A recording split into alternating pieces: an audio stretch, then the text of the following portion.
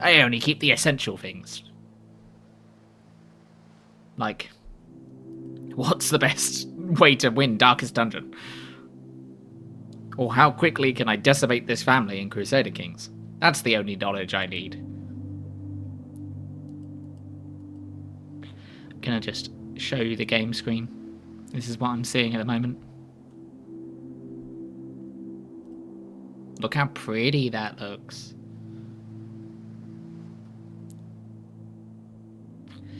Press any button, but I don't have an any button on my computer, on my laptop. On my laptop? I don't even have a laptop. On my keyboard. Where's the any button, guys? I can't find it. Well, I guess I'll have to close the game down. And just finish, because I can't find the any button. Okay, look that up. Daffy is the black one with the speech impediment. That sounds insane with no context.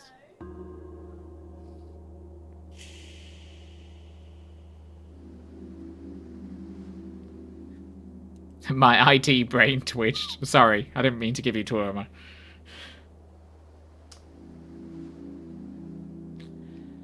Any key? Where's the any key? I can't find it.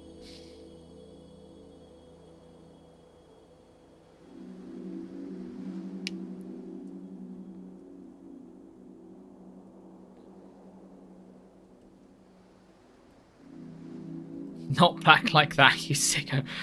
Just play A-N-Y at the same time. Oh, okay, cool. Got it. I'll do that now, then. A-N-Y. Oh. I pressed the mouse button. It worked. Alright, let's go straight into it. Okay, cool. Thank you. Goffy just showed me on their screen. So this is unlike D&D, where you specifically have to try and not to give me trauma. Yes, I don't have to try to give you trauma. Dialogue text size. How could you possibly read such tiny text?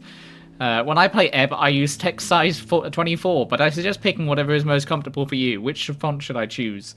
Avaria Serif is the recommended font. You can cycle through the fonts in-game by pressing N or M on the keyboard, or by pressing the left or right stick on a gamepad.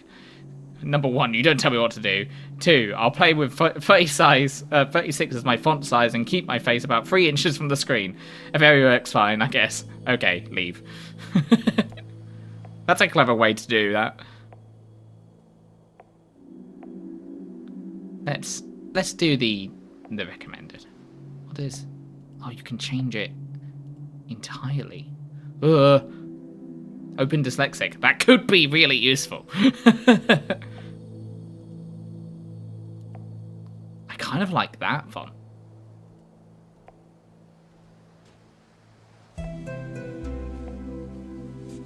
Okay, we'll keep it normal. We're not colorblind. Well, I'm not colorblind. If you're colorblind, I guess you're gonna have to suffer. That's fine. That's fine. Hopefully we won't have any crashes as well. That'd be nice. Let's not immediately go to credits as well. Okay, let's click. Let's go. Let's go.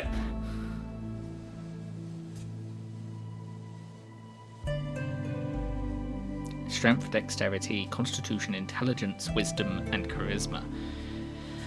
Lore. Every shepherd knows the song. It bellows up the river. Earth lives in the sliver of land. Torna's lament. Folklore. Strength. Measure your natural bodily prowess alongside a testosterone-fueled mindset. As a man, it is only proper for you to hone your figure and its capabilities. But why? The search for meaning is as vital as the struggle towards competency. Luckily, you already know your cause. To protect the innocent, to lead the weak, to sacrifice until nothing but your bones hit the pavement, to literally die. Become a zealot. Regain your honor. Set on your divine mission. The cleric's unique take on strength. Already been stabbed. Bad luck, my dude. Sick abs, though. Higher strength allows you to equip extra items. It allows you to be violent and or manly. Useful in encounters. Religious fervor and aesthetic nationalism. Increased manhood. These are the mechanical benefits of strength. A high-strength cleric votes for the party of Norvik, prays to his dead god, uses brute force on puzzles, punches big evil bad guys in the face, wants to become a real human hero, loves quests. Simple as a low-strength cleric is a weak snivelling rat, bows down to anyone stronger, can't handle the banter, gives up when the going gets tough, is afraid of women, doesn't care about quests. Dexterity. It is imperative to simply explain to these people that they have the right to choose. Belief in oneself is just. Wealth is built from within. Meridoc Moonwatch, sights beyond reeds. Oh, look at that, that's so cool. Look at that. Dexterity measures natural reactivity, balance and poise, the haste with which you express a witty remark or notice a nervous glance, and of course your ability to gracefully avoid the consequences of your actions. It's all about risk versus reward. It is that feeling of self-preservation when everything falls apart around you, to grab as much as you can whilst the grabbing's good. To progress towards a new future full of freedom, so those who look out for themselves can prosper and survive. I promise you, no one else will. Is only cleric available? Yeah, you are specifically playing a cleric in this game, I believe. You don't get to play like a warlock or anything else, although who knows, if this game gets really successful, they might make another one. Put it all on Dong. With enough dexterity, you can steal anything. Pick locks and sneak and dodge traps and roll initiative and react quickly as a dashing rogue. Become rich as a Republican revolutionary. Just run away, dummy. Roll. A high dexterity cleric votes for the revolutionary freestriders, collects piles of shiny coins, acts first in every encounter, avoids trouble before it brews, always has a witty reply, looks out for himself, takes big risks and wins every time.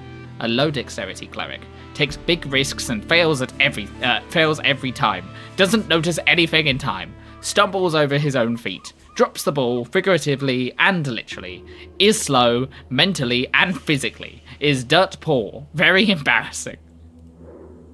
Constitution. Always listen to your hungry stomach. The hedonists, a blind manifesto. Constitution measures your natural stamina, both mental and physical. It's how much you can take before going down. The world is harsh and unforgiving. It will beat you to a pulp with words and sticks. So listen to your gut. The instinct that kicks in when you're standing at the pit, it is the voice that speaks nothing but bodily truth. Every choice you make, every emotion you accumulate, can be traced back to that lower half of that stomach of yours. Follow it. Retain the mortality of fleshy logic. Simple, easy, truthful. Hi, Senna! How are you doing today? Hope Darkest Dungeon went well. The uses for Constitution. Constitution is needed for hit points. Control your body and its esoteric connection. Your political party polled 2% last week and you don't care. Pain is good for you. Roll. A high Constitution cleric. Keeps forgetting there's an election. Focuses on the good things in life. Is tougher than entropy. Keeps his neuroticism in check. Talks to the spirits in the walls. Listens to his gut. Is already dead. A low Constitution cleric. Will die. Panics over everything. Listens to his gut and is wrong. Has no control over his bodily functions. Can't handle the pain. Has no special connection with wolves. Has no special connection with wolves? Really good, thanks. Very EP but good. So excited for this game. So am I. I am so excited. Ever since I saw it was like one of those Disco Elysium sequels and it was D&D. Intelligence. A glorious design. Let those who learn lead through merit of ability and nothing else. Lord Phileas Prax. Autobiography Prax. Intelligence means your ability to recall, store, and process information. It is your logical receptacle and calculator. It is only proper for you to hone this pulsating mass within your skull. But why? Simple. Pure, unadulterated ego. Knowledge rules the world. So too shall you one day and lead the weak. Bring your genius to the masses. If they do not bow, they do not deserve you. You know everything about the past. Therefore, it is only rational you will truly know the future as well. Enlighten the ignorant masses. High intelligence lets you prepare more spells. Think, plan, and execute an actual plan. Complete your Retriven. Vote for yourself. Be a genius without peers. EP is a mood and precisely how I am doing. We should all make a thought and nap. Sounds good. A high intelligence cleric. Votes for the best wizard. You. Kane, is this you? Despises and envies the gods. Solves every mystery with ease. Masters arcane magic. Spouts historical facts for hours. Is dismissive towards those lessers. Knows everything. A low intelligence cleric. Knows nothing. Is both ignorant and confident. Oh no. Makes up tidbits to seem smart. Is barely sentient. Cannot intentionally solve mysteries. Is an idiot. Duh. Puts away plug seal. Couldn't possibly be me. Wisdom. Hold on, what was the image for intelligence? Well, that makes sense. It's a brain. Wisdom. That's a heart with wings by the looks of it. With eyes. The large crucible upon their heavy forms. The mystical falter at the crucial point. The small rise to the occasion. Halfreed's poem. Wisdom measures your awareness, intuition, and ability to understand the world around you.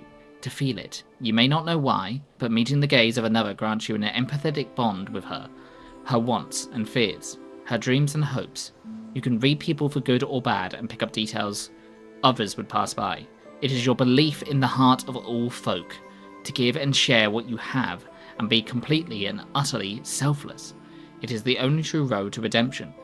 God only knows how hard you try. Uses. Higher wisdom lets you empower your spells. Be kind and see the good in all folk. Egalitarian hope of the Asgalian working class. Oh, it's the communist one.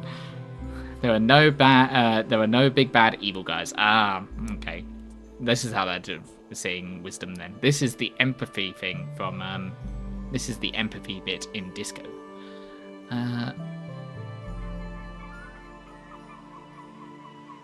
If they do not bow, they do not deserve you. I see you found my Tinder profile. You know it. The one from Community as well. Meeting the gaze of another. I love meeting other gays. A high wisdom cleric votes for the Asgalian Workers' Party. Hates nothing except hierarchies. Embraces his feminine side. Follows his bleeding heart. Masters primal magic. Reads body language like a champ. Notices all details. Hello, Cetron. The hell is this? It looks interesting. Oh, it looks so interesting. I'm very excited for this one. It is the Disco meets D&D. A low wisdom cleric is an oblivious fool. Misreads cues all the time. Does not think about the lower class. Does not get people.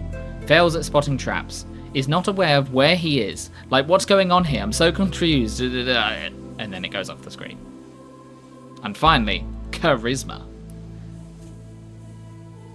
Oh, that's like a... Hold on, I'm going to get out the way. Look at that. What a cool drawing. It's like a mask and a face and hands. Hello, B. Hello. Welcome, welcome. The art, yeah. This music's making me think of Citizen Sleeper as well. It's got the same vibe to it. Those who believe in democracy have a wonderful view of folk, to think them capable of making rational and informed decisions, devoid of personal bias and emotional conduct. It is frankly inspiring. Nicholas Darrow, Memoirs of a Statesman. Charisma measures your eloquence, confidence, and ability to navigate social situations of any kind. In short, it is the force of your unkept personality, but they don't need to know that. Smooth talk your way into any position of your liking. You can be affiliated with any known faction or thought. Reality is moulded around your will, like a chameleon. Become a social operator, in all caps. Become anything you need to make everyone finally love you. With high charisma, you get an automatic discount in selected stores near you. With every conversation, say the right thing. Say whatever gets people to like you and become an apolitical force of nature. Be arguably sociopathic. A high charisma cleric votes for whatever makes him popular. Was socialized as a child. Knows what to say to win favors. Can actually flirt with some baddies. Loves to mind control people. Sees truth as a suggestion. Has no soul. A low charisma cleric. Isn't very likable. Doesn't know how to act with people. Fumbles the baddies. Fears conversations. Is like the opposite of a skilled orator. Has no style. Oh, this is... I like all of these. I like all of these so much. I realised I just typed any into my chat as well. The RAB Citizen Sleeper, that would be a fun stream game. Yeah, I want to at some point. Oh look, the cult leader stat. Finally love you. You definitely found my Tinder. You unlocked at lying. Okay. Background focus.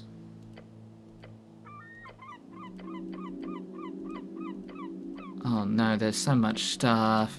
Oh, look at all the stuff. Okay. Let's go here. So background focused. Oh, these give you automatic. Okay, so these are like recommended ones as well. Low charisma, no money, no pictures, no drip. Abject apostate, Cronus 23rd, 26 PE. No one likes you. When you were demoted for dereliction, no one spoke up against it. But it's fine. You'll be fine. After all, you're used to it. Dead cleric. Growing up alone, getting into trouble, training with the Earth Guard, devoting your life and becoming a cleric. Was it always supposed to end in the river? Punching bag. You're a farmer's son who grew up in the city. Of course you'd be an outcast.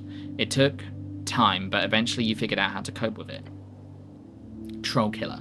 You don't remember it, but you know well how your father died. Sometimes it motivated you. Sometimes it felt impossible to live up to. Kiosk kid. Your mum wasn't around a lot, so to keep you out of trouble, she forced you to get a post-school job. You still despise the smell of newspapers. Law enthusiast.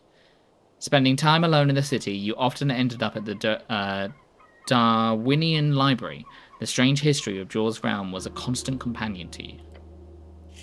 Crowd pleaser. Inevitably, you ended up with the wrong crowd. You quickly picked up on the slang and radical terminology, doing anything to get real friends. Little weirdo. You were a novelty to them, the boy who would do or say anything for their attention, for their approval. After 2 or so years, you got quite good at it. Asgaliest activist. Your friends soon introduced you to the rebellious belly of Norvik. As a teenager, you spent years spreading chaos, and worse, dwarf propaganda. Uthgard recruit. After your arrest, there wasn't much arguing about it. 3 grueling years in training drilled on the city code and virtues, but you survived. One friend. You really ever only prayed for that one thing during those lonely years, but the gods did not answer, so you learned to manage as always. Acolyte.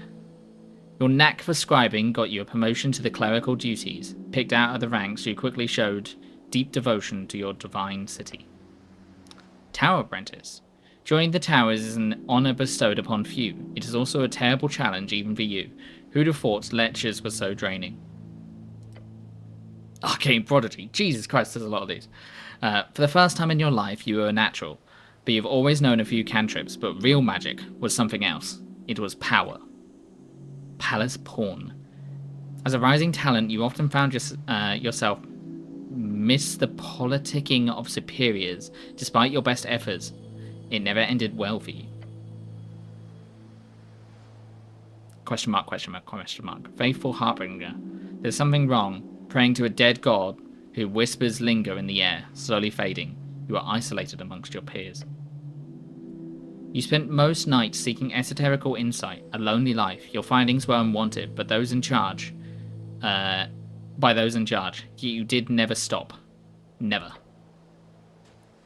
Disillusionment, a city with ideals not upheld. One day you chose a side, the emerging democracy.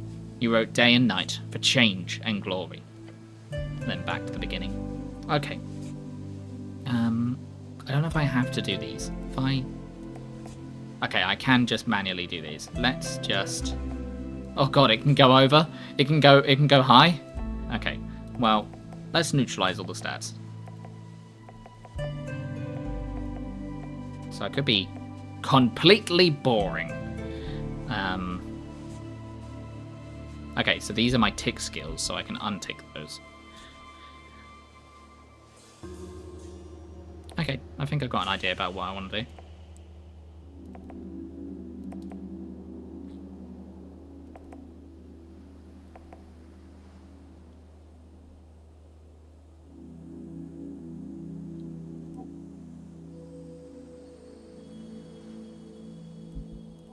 Okay, that changes that +2 to a +4. I was thinking charisma and wisdom as well, but I might actually drop into dexterity. I might be a really shit cleric. This is what I'm thinking. 8 strength. -1. I want some low rolls. Part of these games is to roll badly. Sometimes the failure can be just as satisfying as the success. The background points? Oh, what, this down here? Yeah.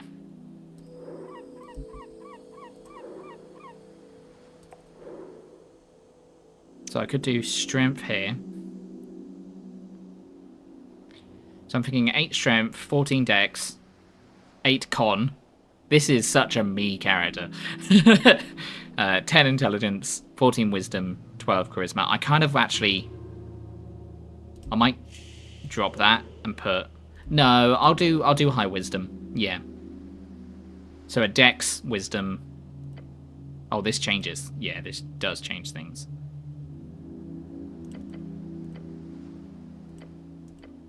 I like this one.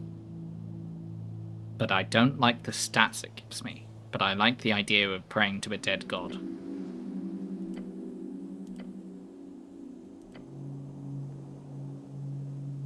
Let's see if there's something that kind of fits. Okay, dex and wisdom can work. One friend. You really ever only prayed for that one thing during those lonely years, but the gods did not answer, so you learned to manage as always. Oh, that's sad. Let's do it.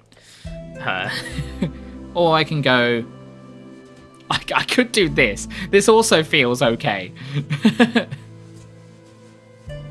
I kind of like the idea of a communist cleric. It does sound like fun. Your friends soon introduced you to the rebellious belly of Norvik. As a teenager, you spent years spreading chaos and worse, dwarf propaganda. I kind of like that as a background. A bit of a rebel. Going down the Rasputin route. Yes. Yeah, that puts us wisdom and dex. That means our charisma is at 13, which is okay. And our dex is at 13, which is okay as well. It means our wisdom is our specialized stat, really. I could drop strength even more. Just be a puny weakling.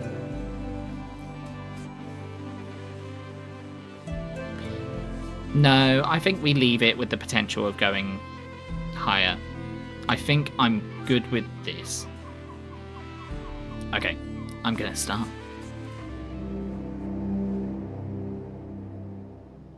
"5 days until the first ever election. An explosion erupts at the heart of the city. No one wants to deal with it, so they send you. The frailest cleric on record. One with incredibly deep esoteric insight.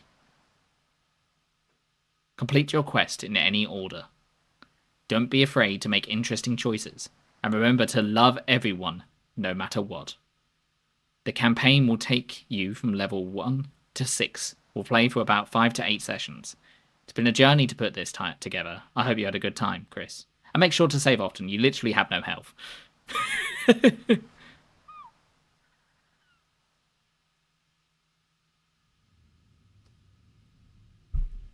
Speak with dead. 3rd level necromancy. Casting time 1 action. Range 10 feet.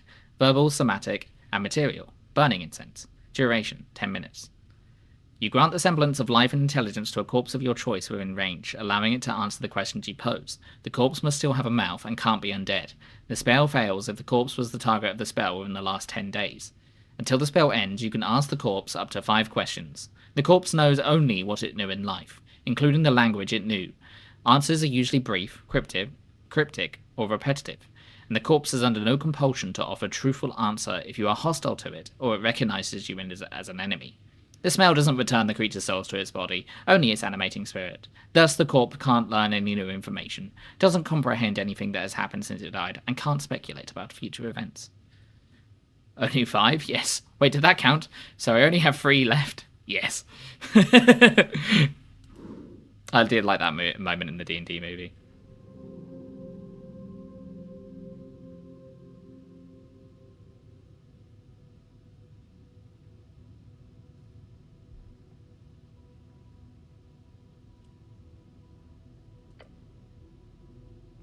Sure. Truth and nothing else, a voice declares. What is your name? Ran. Your name is Ran. Ran? Is that it? Don't think you've called that very often. Don't think you're called that very often. No, you are not. Which is quite embarrassing when you think about it. Ran. Doesn't sound right. No. No one calls you by your name. Yeah, nobody likes you. Boo-hoo. What? You are often referred to as cleric. So my name is... Yes, speak it. My name is cleric. If your name is what they call you, that is it.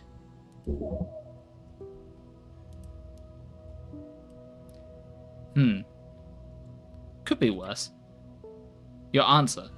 Another question from the darkness. What is your occupation? As if it matters.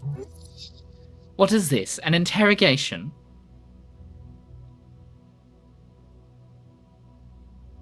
What's an occupation in this context? Work. Getting paid for labor. This is for sure about your job. You know, the job? Your class. Tell the voice about your class. Class? What class am I? Upper class. Not sure any answer is good here. Just go with whatever works in the moment. You are a city cleric, nothing more. You're a high-class scoundrel, the best of the best. And awful at everything. I'm awful at everything. Brutal, but true. It takes a while before the next question is posed. What is your current goal? Goal? Would be nice to get out of this dark pit for one. We need to find out who blew up the tea shop. And most importantly, for what nefarious purpose? The Goblin Chieftain. She needs you. A tea shop exploded? Unfortunately, yes. That's not good. I like tea shops. They are lovely, yes. You may ruminate further on tea shops at a later date. There is a question to be answered. Your goal is... Why all these questions? This fellow wants something. No idea what, though. You should probably lie. Tell him you're collecting taxes or something. That'd be fun. My goal is to get out of the darkness. Keep looking for a way out. No reply. No feedback. Then the voice asks, what is your political affiliation? The question strikes your entire consciousness, sending it out, spinning. If you care for your fellow, vote for the Azagalists. We've moved beyond the bounds of dictators. We are free to make our own choices, thanks to the revolutionary freestriders. Elections are... exhausting. It hides in the back of your skull. A fact. You are bound to be a nationalist. And it frightens you. The pressure.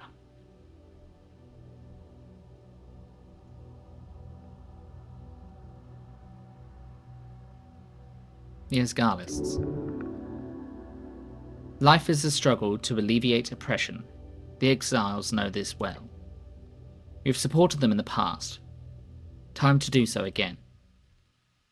The voice is fading. This is the end. The final question. How did you die? Same way you lived. Unable to step out of the uniform. Not for 1 second. Now's your chance. Break free.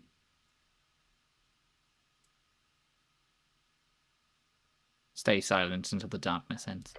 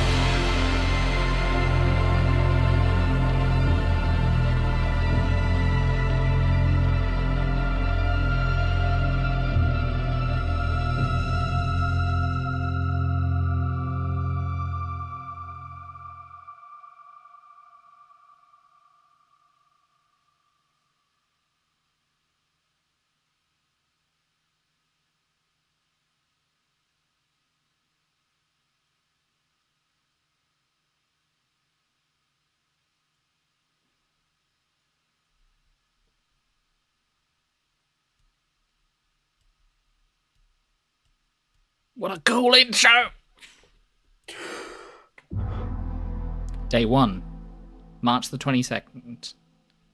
And I didn't read the rest of it. ... A fresh start. Your heartbeat is loud, screaming. Your body aches. It's stiff, as if you've slept for days. Don't sleep in the armor, dumbass. Ready for the quest to continue? Look around you. A circular stone chamber, a storage for apples and corpses. Those piles of apples. Is that Tolstad? Check your stuff. What stuff? Your hands dart around your pouch and uniform. Panic. Sweat. No spellbook, no mace. Face it, you've been robbed. Your legs shake. Tears begin to form. Deep breaths. Your belongings are surely here somewhere. Wait, what's this about a quest? Oh yes, a quest! Interact with the highlighted words to receive a glossary entry. Is that highlighted? Okay. Earth be blessed. Earth, your god. Oh, and they're DCs. They're DCs to know stuff. Do I remember everything? Yes, everything is off, but your memory is intact. Your quest was given yesterday. Remember, the tea shop. The tea shop? Yep, the tea shop that blew up. Easy job, you'll be done in a day or two.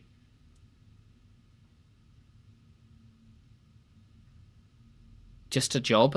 So I've done this before? Well, maybe not this particular type of job.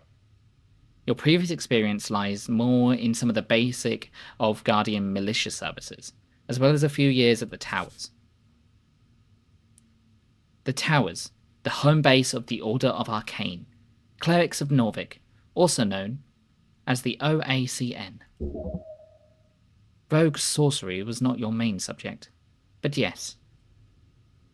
You've read a lot about these type of fiery events. They are not too common these days. However, this incident does not appear overly complex. A quest. I like those. Good attitude. There's always more around the corner, so look out.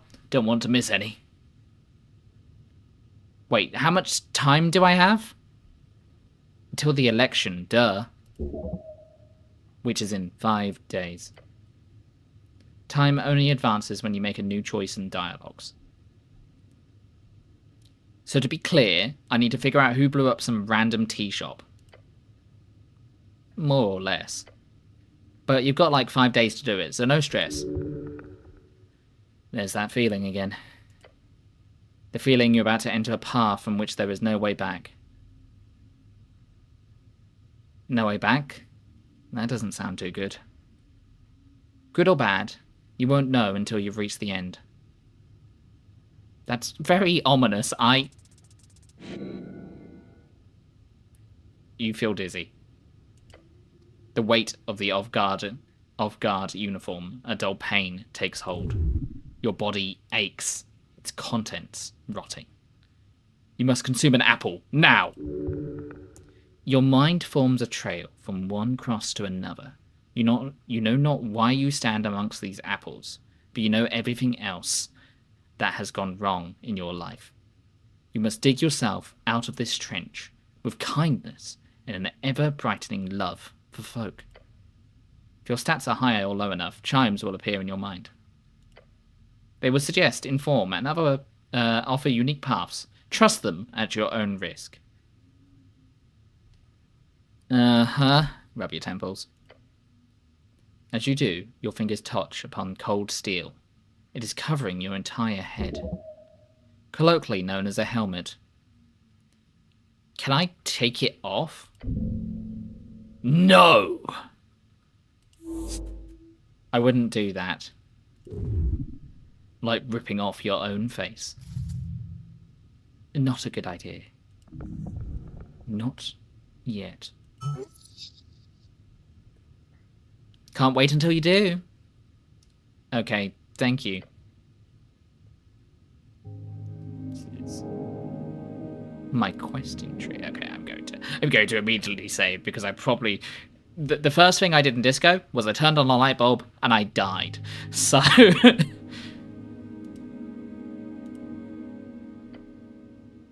have a look. Questing tree.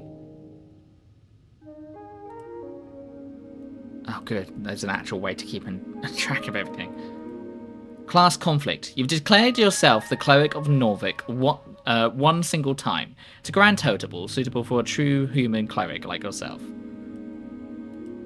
The tea shop that blew up. Your purpose on Tolstad is to investigate an exploded tea shop, locate this establishment, and gain entry. And I need to do that by election. Election week. The first ever election in the Norvokian history will take place in just a few days' time. What will you vote for? You've talked about positive opinions on Scalism about one single time. About one single time. Ever since waking up at the Lich House. Really brings you back.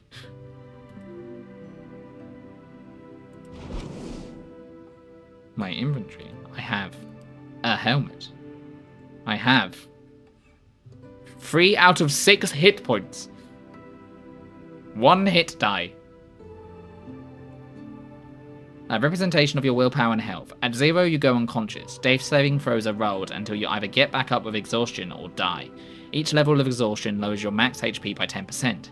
HP starts at 8, plus con mod. Every additional level adds 5 plus con mod. Hit die. Spend 1 in order to short rest for 1 hour. Allows you to restore 1d8 HP. Regain a random spell slot and unlock all failed ability checks. You regain your hit die on a long rest. Your max amount of hit die is equal to your level. Proficiency. The amount is added onto your ability score modifier if you're proficient in that ability score. Becomes a +3 at level 5. Your current amount of XP. Gain more by speaking with characters, completing quests, branches, pickpocketing, casting spells, and exploring the city. And I've got some empty feat slots.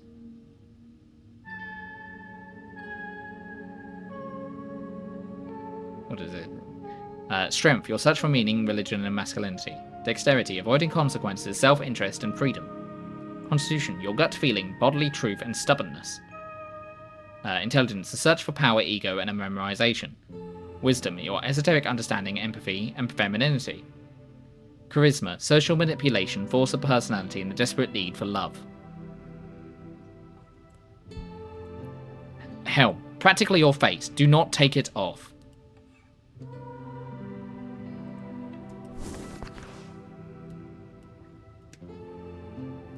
Okay, we know Earth is our god.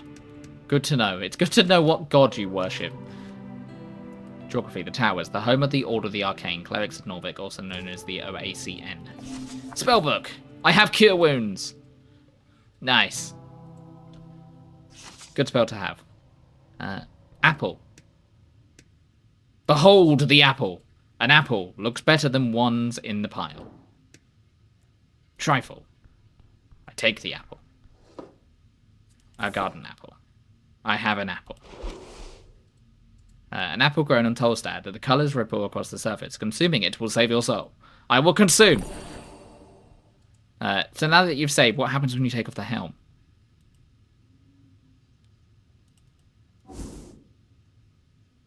How do I take off the helm? No, I will not. He refuses. Cleric refuses. As remember, that is my name. My name is Cleric. Behold, this isn't yours, is it? Tattered cloak. +1 dexterity, -1 charisma. Your cloak is sprawled upon the iron slab. As you grab it, you immediately feel the dampness spreading into your gloves. Oh. It is light blue and tattered. And it was once yours.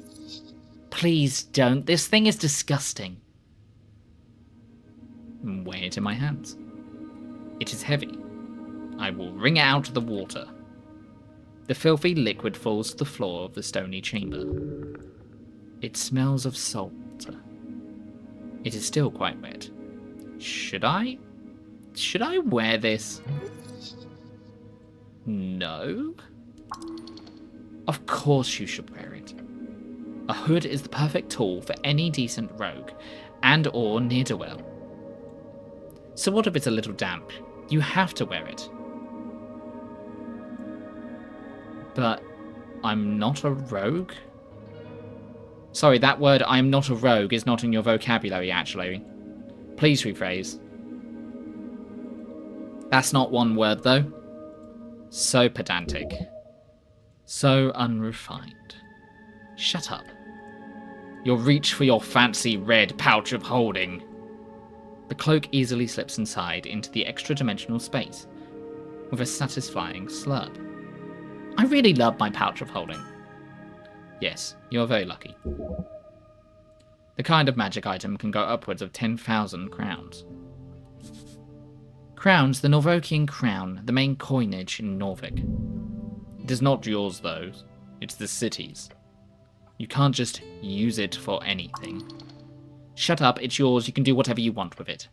Now go put on your cloak and rob some people. Relocate some resources. Equipping items temporarily alters your ability scores. You know what? Let's put it on. Look at my tattered cloak. The ends are torn, it's a stretch to even call it a cloak. Please don't put it on. No, I'm putting it on. It's ruined my charisma ever so slightly.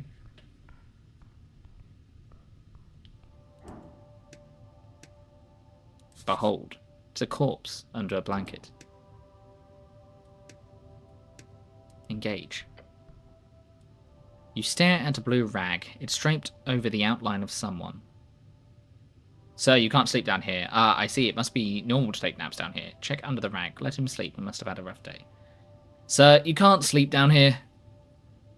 No response. Give it up. Nothing to gain here. He's too still to be alive. Come on, wake up. Silent treatment, huh? Funny. If you wish to commune with this corpse in any meaningful way, I suggest speak with dead. Speak with dead. A third-level necromantic spell allows you to animate a spirit into a corpse and have it answer 5 questions, as long as the corpse retains a suitable vessel. That mainly boils down to still having some sort of mouth, including a functional jaw. No breathing, no movements, nothing. Oh. Oh, he's dead. No shit. I think clerics his curiosity is probably too much. Actually check under the rag. Underneath you find the old corpse of a human. What on earth is a human? Human, tall and beautiful like yourself, known as the pest of the coast by those who are less inclined to reproduce like rabbits. The coast, also known as Jaws Realm, is a strip of land divided into 8 bands. The further inland you go, the closer you get to infinite wastes. It is theorized to be a ring of half-spheres due to the bend on the horizon. Band, an esoteric divide splits the circular coast of Jaw into 8 geographical areas, commonly known as bands. Each band has unique esoteric and natural traits, and stretches from the coast to the infinite waste. Esoteric, the magic of Jaw and his strings. The coast is infused with it. Jaw, the name of our realm. Also the name of the legendary wizard who created it. He died during the closing, at the end of the Gate Era. We're about to go into ads in about 30 seconds, and I don't want any of you to miss this lovely game. So I will go to be right back. I will go get some drinks, and I'll be back in a moment. So see you all in a moment. I return. Let's carry on. Wizard, a book-learned arcane spellcaster, typically playing Jaw's strings by memorizing and executing esoteric rituals and chants. Arcane? Arcane, one of the 3 pillars of magic, is represented by the forces that make up all esoteric events. Those who play Jaw's strings tap into those powers, programming the laws of the existence around their whims. Jaw's strings. Jaw's strings, the ley lines of esoteric power that holds the realm together. Thinning blonde hair. Unkempt facial hair. Yeah, this guy looks fresh. Like he could just sit up and talk to you. The DC difficulty class of a dice choice is determined by how challenging that roll will be for you. If you select a dice choice and then roll a 20-sided dice, if you get the same or higher as the DC, then you will succeed in that roll.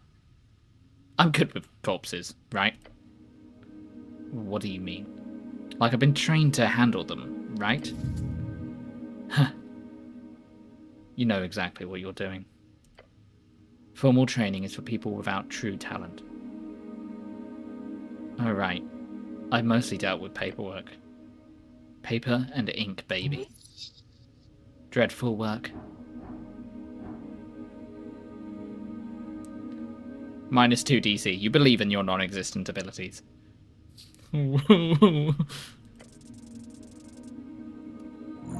Hell yeah. There's something strange here. There is no regular gentle repose. Look close, but do not move the corpse. Lean in and look closer. Harsh scars cover the skin. Signs of being either a hard worker or a careless worker litter his skin. Cause of death appears to be not directly visible. No blunt trauma either. Considering his age and the shape of his body, this man most likely died of a common disease or internal failure. That's pretty broad and vague. Unless you're willing to start cutting, this is all you're gonna get. Except... what? There's also a marking on the right leg. A circle with a cross inside it. You recall, that is the marking of PR. Potential revocation. Oh, right, this guy can be revived? Seems so. He most likely died during care and was granted immediate gentle repose. However, he did not have an RF, a revive fund, nor did he have family members with enough ready cash. RF? Revive fund. Revive Fund, a type of life insurance. Monthly payments are made into an account that can be used to pay for the resurrection of the fallen holder, given they're under the age of 75. Human scale. Resurrection? Resurrection. The act of returning a dead person back to life. There are many spells that do this, from a weak Revivify to the legendary True Resurrection. Revivify? Revivify, a 3rd level necromancy spell. If used within 60 seconds of death and the body isn't too ruined, the target is brought back to life. Or perhaps he was just an unlikable fellow. Who knows? Fair enough. You cover up the corpse once more. So I could cast Revivify on this guy. Potentially, yes. Although the question is more akin to, why should you? A 3rd spell slot is a valuable resource. Why waste it on some blue-collar corpse? That's terrible. If you can, always save a life. Or bring it back. That is always the right choice. Of course it isn't. Ignoring the fact that you cannot simply spend your power on any old fool. There are also a million outcomes to a resurrection that could lead to a negative outcome in the world, despite your good intentions. Good intentions build a better world. Perhaps in your foolish alignment system, but not in reality. Alignment? Alignment. Everyone's got one. Some spells can detect it, but don't read too much into it. Alignment is just an internal thing and doesn't really have too much to do with real-world application. It's okay to loot him, right? Yeah, why not?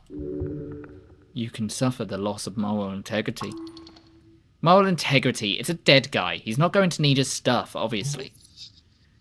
Not like the guy will complain, but don't go around talking about it too loud, okay? Grey robbing is frowned upon by some, even in these enlightened times. Either way, we'll not get into any trouble. No one will know. Who was this guy? His hands are calloused. He's built like a sarcophagus. Just a man. A dead man. Why is he here? This is the morgue. A lich house, clearly. Corpses are kept on cooling in places like this before cremation or burials. The apples make it hard to believe, but yeah. Must have been one hell of a deal to put those two together. I should stop bothering the corpse now.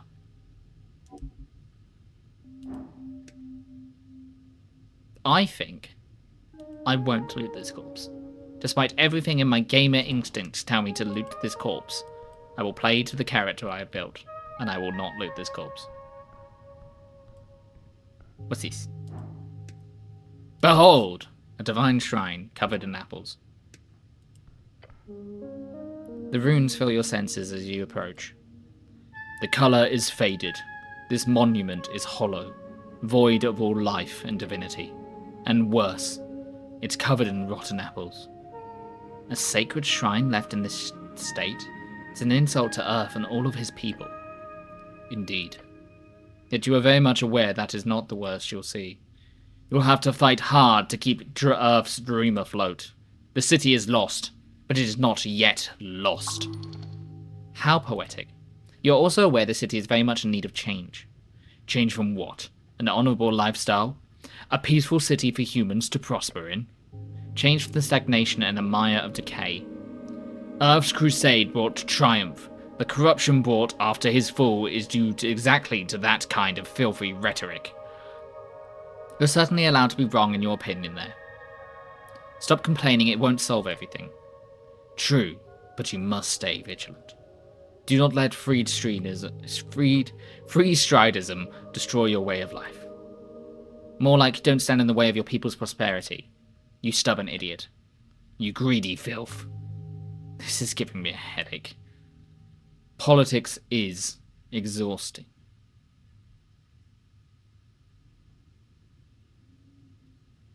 Remove the apples. It does not take long for you to move some of the nasty apples away from the front of the shrine. A small improvement, but big in the heart. These old things are still around, huh? A remnants of blindness and decay. Hard to let go of old national pride. Are these rare? No. You will find shrines like this all over Norvik. Norvik? Norvik, the central city of Ascani, and last bastion of humanity. It was founded upon the end of the Reconquest in 468 AE, exactly 7 years ago. Ascani? Ascani, one of the 8 bands along the coast. It is a cold, mountainous realm. It is your home, also referred to as Ascani. Can I pray here? To what, exactly? To Earth, of course! There are many gods listening to our prayers. Always. Just remember that they might not respond so clearly. So I can pray to some random god. You may pray as you wish. There's an eternal element to it that is underappreciated.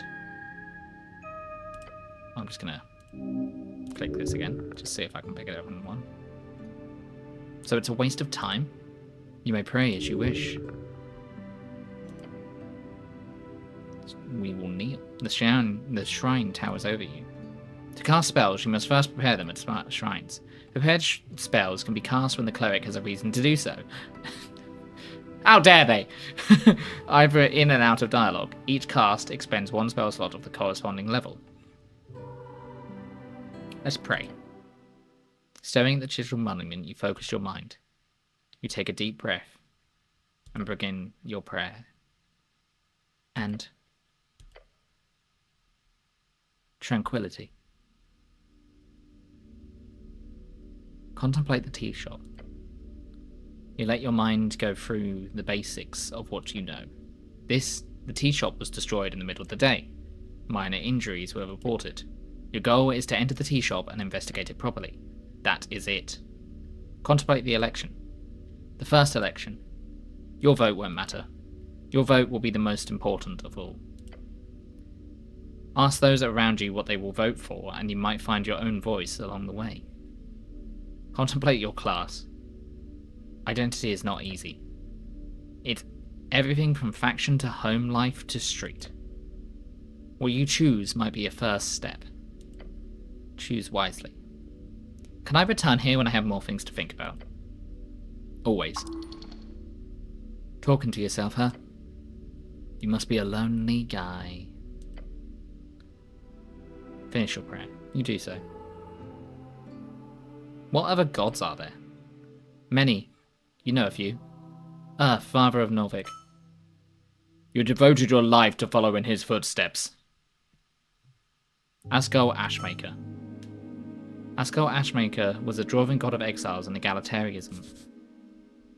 Asgol Ashmask, a dwarf of a low caste born deep in the Lechem Moraz tunnels, when he attained divinity in 443 AE, he crushed the kingdoms and formed the Asgol Folkhem Forge.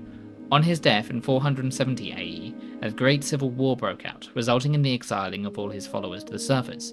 But his influence was felt all around the Undercoast and above, as his exiled dwarves spread Asgalism to all corners of Jor. Undercoast? Undercoast, a nickname for the undersea coast. Undersea coast, the gravity-reversed cavern. Sea and archipelago, right underneath the coast. Dig down far enough and you'll end up passing through the gravity flip, and then you can make the climb to the undercoast. His followers do not pray to him, for he is not seen as a god by most. Torkig the Gambler. A trickster, the type of god only famous for his ridiculous ploys. Torkig the Gambler is often seen as a silly goblin myth. Torkig the Gambler, a trickster goblin who united the tribes of Ascani during the Divine Era, most famous for cutting off his right hand to fulfill a prophecy. In truth, there are a few goblins who still worship him after the conquest. Praying to Torkig would, if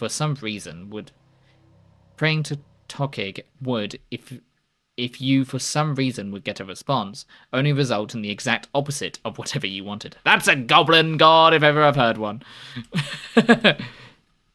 Lady Fair. Lady Fair and These Not is the founding myth of the Ford Nip Commonwealth, a young halfling blessed with the strength to defeat an army, inspiring the survival of her clan. However, Lady Fair and Those Not, a young halfling leads her clan through a mountain pass and defends it for 3 days and 3 nights. She is known to be responsible for the founding of the Fordnip Commonwealth. The halfling deity of Ascan, but she only had that divine spark for a few days before being slain. Divine. Divine, one of the three pillars of magic. It is represented by the sacred, the faith of all folk, their souls, and is granted by gods who once walked among us. It's said she fled 3,000 halflings through the snowy hill filled with foul foes. Never once were they spotted. I'm afraid you're not too familiar with the Frown-Nips goddess, nor know how to pray to her. I'm done. So you are. Prepare spells. I will prepare. Cure wounds.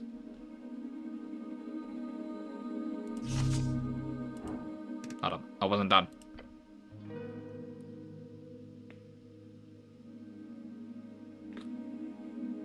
Wait, can't I heal here? Through divine assurance or something? Not precisely. The gods do not usually grant divine interventions for minor injuries. Do you think they care? If you want healing, you have to do it yourself. But the power channeled through Earth, yes. Come on, is it really channeled? The guy's dead, faded, gone. You're most likely simply handling some esoteric leftovers smudged on the strings. Attempt a prayer of healing. -3 DC, you remove the apples. I will attempt a prayer of healing. Just. Oh no, not just, I got my modifier. You focus your mind on Earth's symbol, his red eye, and you remember the words. Chant, watch upon me, Earth, shepherd of his folk. You're filled with a spirit of nostalgia and power. Let me pick up the burden, lend me your strength. You feel reinvigorated. This is it. This is prayer of healing. Yes, indeed. Sadly, you are unable to cast second-level spells at this time, but it won't be long until you will be. I'm done here. A great mountain of apples. I behold divine scripture where it does not belong. I grab it. Shield of Faith. Memorized Shield of Faith. Can I look into what these spells can actually do? That would be nice. Ah, there we go. Cure wounds, 1 bonus action. That's not correct by normality. Divine, touch, verbal, and somatic, instantaneous. A creature you touch regains a number of hit points equal to your to 1d8 plus your wisdom ability modifier. The spell has no effect on undead or constructs. Shield of Faith. A shimmering field appears and surrounds you, protecting you from damage for the duration. Any loss of hit points is reduced by 1. I think these are probably associated with the different abilities as well, by the looks of it. Yeah. Oh, there's so much stuff to look at. Behold, a vase of leaves. Smells lovely. That's a trifle weird. Incense. I think I will have that. Thank you.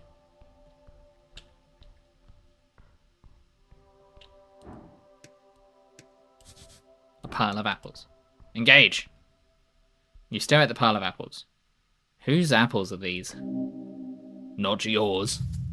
Maybe they're grown somewhere around here, or below. Should these be stored alongside corpses? No, it's a health hazard. Of course not, it's nasty. Could I eat my way through this pile of apples? You could certainly try. You have a feeling it might be worth your while, but only if you pushed it to the end. You are not capable of carrying such a tremendous burden. It would lead to death. Don't waste your time here. At the very least, don't eat the less fresh ones. Ability checks. Roll a d20 with modifiers to get a unique outcome. The DC is often impacted by your choices, big or small. I mean, wisdom told me it was a good idea. Do I just go for it? I'm gonna go for it. Start eating. You look upon this challenge with fear in your stomach. This will be your end. Dig in. Digging in, the first apple goes down the hatch. Going smooth so far. Maybe this will be easy. Another one! Number 2 goes well at first. Then you feel something rumbling. Oh no. -1 HP. No, I'm not a coward. Eat a third. A rotten core. And something hard. That. Yes, that was a mistake. There could be something good in the pile. Keep it up. Next one! They said go all the way! Your stomach fights against your hands as you bite down on the apple. This is impossible. One more should be fine. I will surely be rewarded for this. Press on one last time.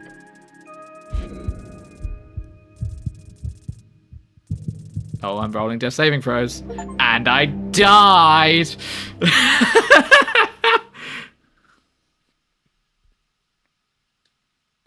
The cleric is dead. The string is severed. That was fast. Well, guys, thank you very much for joining me for Esoteric Ebb. I hope you all have a good rest of your day. Shall we raid out today? Or no, we continue. I think the game auto-saved before I did that.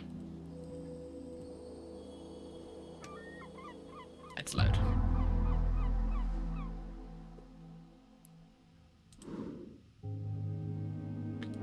Okay, I grabbed this. Shield of Faith. I talked to this again. Did I do this? Yeah, I did. Cool. And I grabbed this.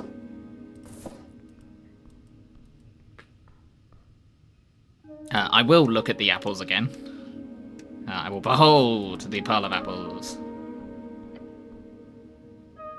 What apples are these? Not yours. Should these be stored along sizes? No, it's a health hazard. Of course not, it's nasty. Could I eat my way through this pile of apples? You could certainly try, but you have a feeling it might be worth your while, but only if you push to the end. You're not capable of carrying such a tremendous burden. It would lead to death. Don't waste your time here. At the very least, don't eat the less fresh ones. I will ignore the thought. You do so. Nod to the pile. Leave. A letter. A very important piece of paper. Voting card. -1 intelligence. A scrabbled voting card made out to Ragnar Helmin. It's from a dwarven office for some reason, and someone has checked in all 5 parties on the list. You need to bring this to a polling place in an election if your voice is to be heard. I could equip it for -1 intelligence. Let's examine. You pick up the surprisingly thick piece of paper with a shaking hand. The card is slightly torn and has been clearly drenched at some point. At the top, it says Roscourt in a big bold lettering. Roscourt meaning voting card in fancy Ascani Dwarven. 5 days remaining. Oh right, there's an election. It was nice not to think about it for once. You prepared all your life for this. It's time for change, baby! We'd never had one of these before. Those before. Neat. Very neat. Finally your voice will be heard. How does this thing work? After you pick it up at the district office, you only need to check the box of one of the 5 parties. Then you deliver it on election day to a polling place. Although in your case, you'd need to write the name of the party you want in the corner along with a signature, since you filled out every box like an idiot. This is your one vote. You should indeed take care of it. You're not really... if you really believe in democracy, you should make sure not to lose it. What's democracy? Democracy said to originate from early arcane era civilizations in Old Dimmerhall. It is the rule of majority. Those with suffrage may vote to enable the preferred government. A truly messy and ineffectual process. Old Dominion? Old Dominion, a term for Dominion, often used to refer to the band before it was renamed Reed during the end of the Coast War capitulation agreements. Some say it was sarcasm, some say it with pride, some say it with fear. Coast War? Coast War, the Great War, a conflict between the Arcanists of Reeds, as well as every other nation connected with them across the coast. A horrible waste of human lives, which claimed millions of lives. There was no honor in this fighting, that you know. Reeds? Reeds, one of the 8 bands along the coast. It is a temperate land of lowland and many lakes, commonly seen as the homeland of humans. Large portions are still cursed, holding entire undead cities, eternally burning valleys, and floating mountains. So, what is this game? This game is Esoteric Ebb. It is one of those Disco Elysium spiritual successors. If you are interested in it, I would say watch no more. Do not watch my stream and go play the game for yourself. I believe it might still be on sale. It's just come out, like as of like a week or two ago. Reads The Leftovers, the centers of the Coast War, which ripped the entire band apart. Today, it's a shining beacon of everything modern and pretty and new and so on. Coast War? Coast War, a nearly century-spanning conflict between every great nation of the Arcane Era. Scholars estimate it claimed more than half of the entire population. It is said to have begun in 398 AE by the inciting spark of the assassination of Priestess Iona, and is generally agreed to have concluded with the fall of Phazon in 481 AE, 57 years ago. Arcane Era?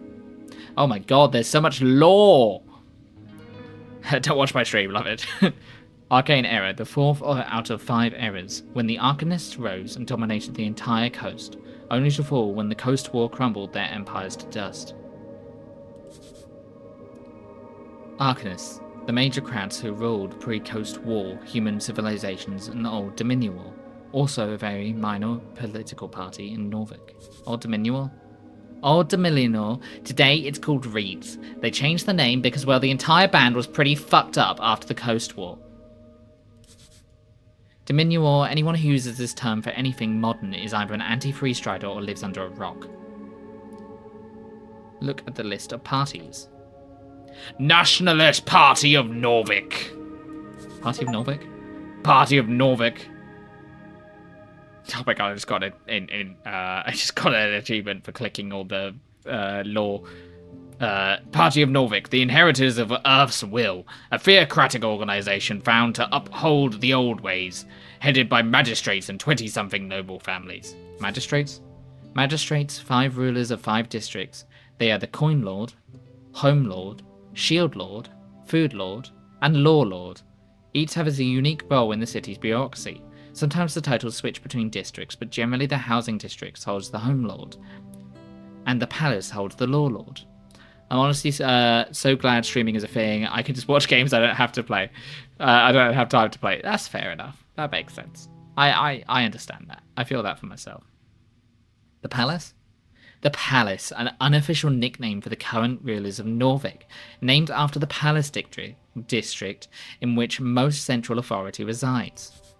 The Palace district, one of 5 districts in Norvik, home of aristocrats, bureaucrats, and the remnants of Earth's court.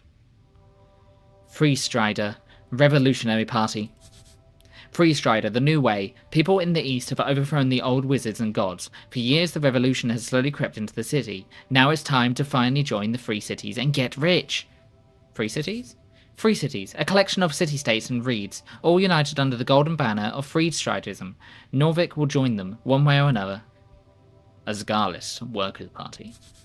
Asgarlists, the workers who built the city, want to rule it. Seems only just. The vision is of a fair and even society, where those who live underneath rise up to show their worth. Or, after all, why can't we share? Agrarian Rural Party. I love that Constitution gave me absolutely nothing about that, because so far Constitution has absolutely hated politics the whole way through. Arcanists, Party of Magic. Party of Magic sounds like a hoot.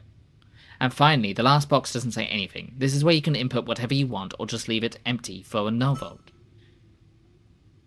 The box next to each party is filled in with a smudge check mark, including the last empty one. Smart move. No one can get mad if you vote for every party. Are these all the parties? No. There are about a dozen other large parties in Norvik. Most have been subsumed over the years, such as the Civic League of Progressives, the Torch Union, Order of the Scales, Hedonist Party, and the various guild parties. The agrarians and the arcanists are the only ones who have not joined a larger party or fallen aside. Good to know. One random apple. This one looks good. An apple! I found a good apple. A guy. It looks indecisive. What happens if I...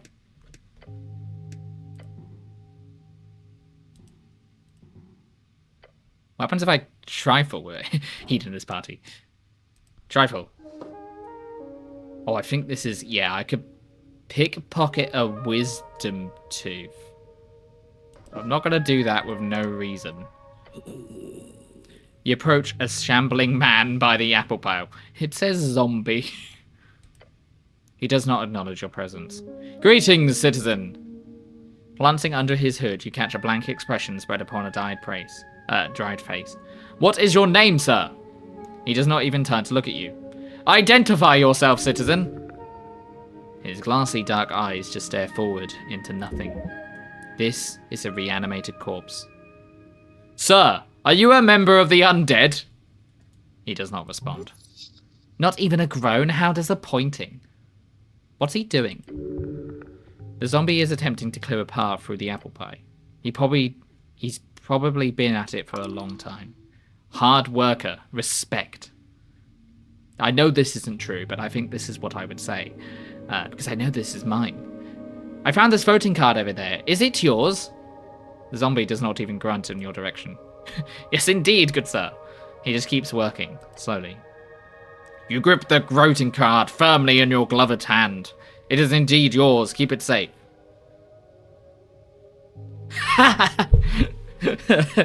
We need to establish an Asgarlius government. It's the only way for an average peasant not to fall back into the oppression of feudalism, or worse, magocracy. A government with heart. Oh, I feel like I just told the zombie. Yeah, the zombie just keeps moving apples.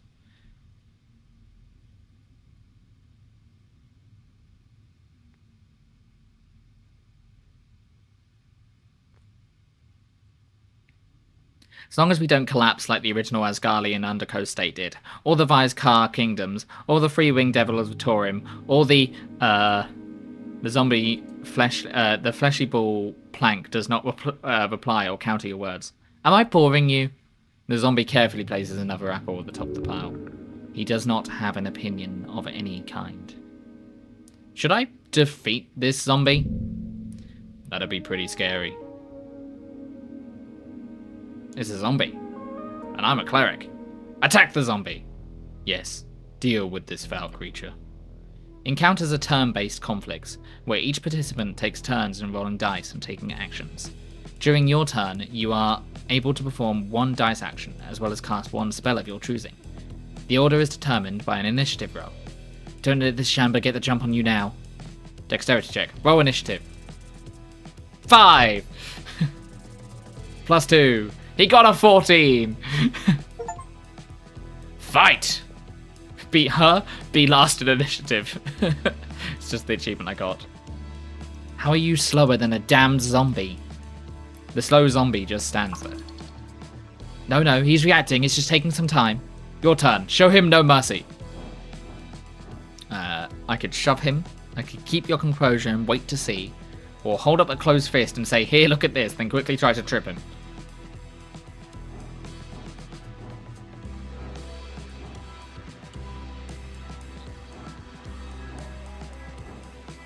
I think my reaction would be to go, hold up a closed fist and say, here, look at this, then quickly try to trip him. Even though it's a worse roll. Your sneaking maneuver works. The zombie turns his gaze towards your fist, and then, with a quick whack, you get him to stumble backwards. There you go. The zombie is hostile. His neck snaps around, the withered face now facing yours. Yeah, you've really pissed him off. You can tell since you're such a people's person. The zombie bites down on your hand. Hard. The zombie bites down on you hard. It hurts, even through the armor. This undead abomination must be apprehended before he causes damage to innocents. Does that include you? You should probably try to de-escalate just a tip. Switch gears. Try to manipulate him. Critical failure. Oh, okay. So, yes. This is a delicate situation. You don't want this guy to go all feral. Got it. Start screaming at the zombie.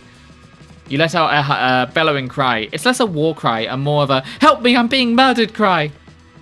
This ends now. Again, the zombie snaps its mouth at you. This time he latches on hard. That's going to be a bruise tomorrow. Why aren't you dodging? Your final chance. Do not falter. Finish this with a sucker punch. You can still take control. Pretend you're his master.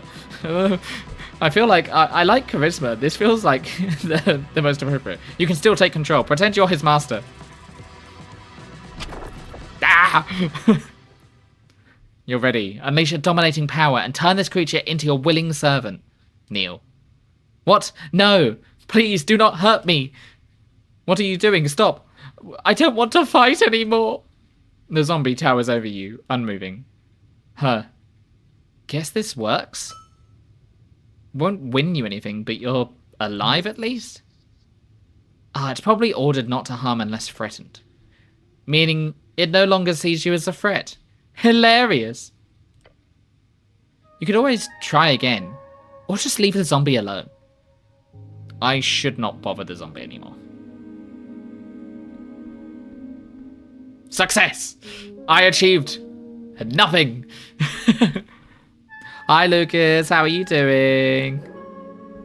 I tried to deceive a zombie, failed, and then screamed at it, and then gave up. And then it left me alone. I cast can I cast Cure Wounds? I cast Cure Wounds. Yes, all the healing. Can I just move past you? This guy, he just won't move. I wonder if pickpocketing him is conducive to success. Is there anything else I can see? I'm doing well. How about you? I am also doing well. I had a busy day today, but I am now relaxing. Maybe I can just convince him to move. Engage. No. Okay. I don't think I'm going to be able to get into the back here right now. So I'm just gonna carry on. You know what? This tattered cloak. It gives me dexterity, but loses my charisma. I am not nearly charismatic enough with this coat. I'm taking it off. That I still won't take off my helmet. Oh, I didn't. I just clicked. Visken's lair, Upper Tolstrad. Good morning, cleric. What is this? Behold. Mushrooms. Probably edible. Let me trifle with them. Swamp extract. This is mine now. An empty pot. Engage. Let's engage with the empty pot. He's bullying a zombie? I'm not bullying a zombie. Looking inside, you find this pot to be empty. I only know one zombie, and you shouldn't bully her. Fair enough. Most contain strange herbs or ashes. This one does not. The pot was recently emptied. You can still see remnants of dust at the bottom. Not corpse dust, is it? There is fear. You must grow sturdier. I will leave the pot alone. I am scared of dust. There's another corpse. There's no point me not talking to the man. I feel like if you came upstairs into a random room and someone said hello, you would talk to them. It's a kobold! Anyway, man. Behold. Visken, local mortician. I know nothing about him. Let me behold him. Natural 1. I know so little about this man. I could trifle. I wonder if trifle will once again be stealing. He's got charm person scroll and mind expansion. I will not randomly try to steal from this man right now. Romance him. Well, I do desire love at all times, so I may potentially do that. Let us engage with this man. The pale man sits hunched over a stack of forms, busy at work. His pencil slowly fills out line after line. On top of the paper, you see an icon of Serpentine Drake. That symbol, it's on a lot of official documents of the city. That is the Great Perch of Norvik. Great Perch, the drake-like sea creature found along River Torn. Earth was known to tame these creatures, and eventually the Great Perch became the symbol of his great city. Up and about, are we? Wonderful. I am Visken, local entrepreneur and proprietor of the Lich House. It appears you don't really belong here, but if there's anything I can do, cleric, just let me know. Cleric? Cleric, a servant of God, deeply devoted and spiritually connected, typically a divine spellcaster, given power through the city, through their deity. He smiles at you. Yet, his eyes say something else, and his voice is familiar to you. Look around the room. Dimly lit and damp, a musky stench lingers in the air. You see books and flasks, and stone altars around the circular chamber. There were several corpses present. Did you save my life? He puts down his pen. Your life is your own. You owe me nothing. However, I'm afraid to say you've been through quite the turmoil, cleric. I died, didn't I? Those fishermen who brought you here certainly thought so. Not that I blame them. You weren't exactly in prime condition. Prime condition? You're always in prime condition. You never are. They'd caught you in their net, believe it or not. Such a strange tale. So not dead, just a bit wet. How did I end up in a river? I'm afraid I don't have much to tell. Perhaps you fell off one of the bridges to Tolstad. Tolstad, a sprawling island fortress and one of 5 districts in the city. It sits in the middle of River Torn, home of Jor's Pillar, a sprawling tunnel network, and Waterlane, the greatest trade hub in Ascani. You are on Tolstad right now. Waterlane, the largest trade port in Norvik, located in a massive tunnel piercing the centre of Tolstad. It is a so-called marvel of dwarven engineering, and it's the reason so many people commute to Tolstad over the many bridges, considering as one of the great crafted wonders of the world. There are 7 bridges over River Torn connecting Tolstad to the rest of the city. Sounds like the start of a great drinking story. The I woke up in a lich house tale. You don't have a lot of those, so that's good. I would never forward. Must have been an assassination attempt. How awful. His uncaring tone speaks against his words. Who were these fishermen? River guilders, I believe. They did not look like poachers, so my guess would be that. Where can I find these fishermen? He ponders your question. I did not ask for names, I'm sorry to say. But perhaps Waterlane? That's just a guess. Good guess. Lots of boaters hang out there. Either that, or the local tavern.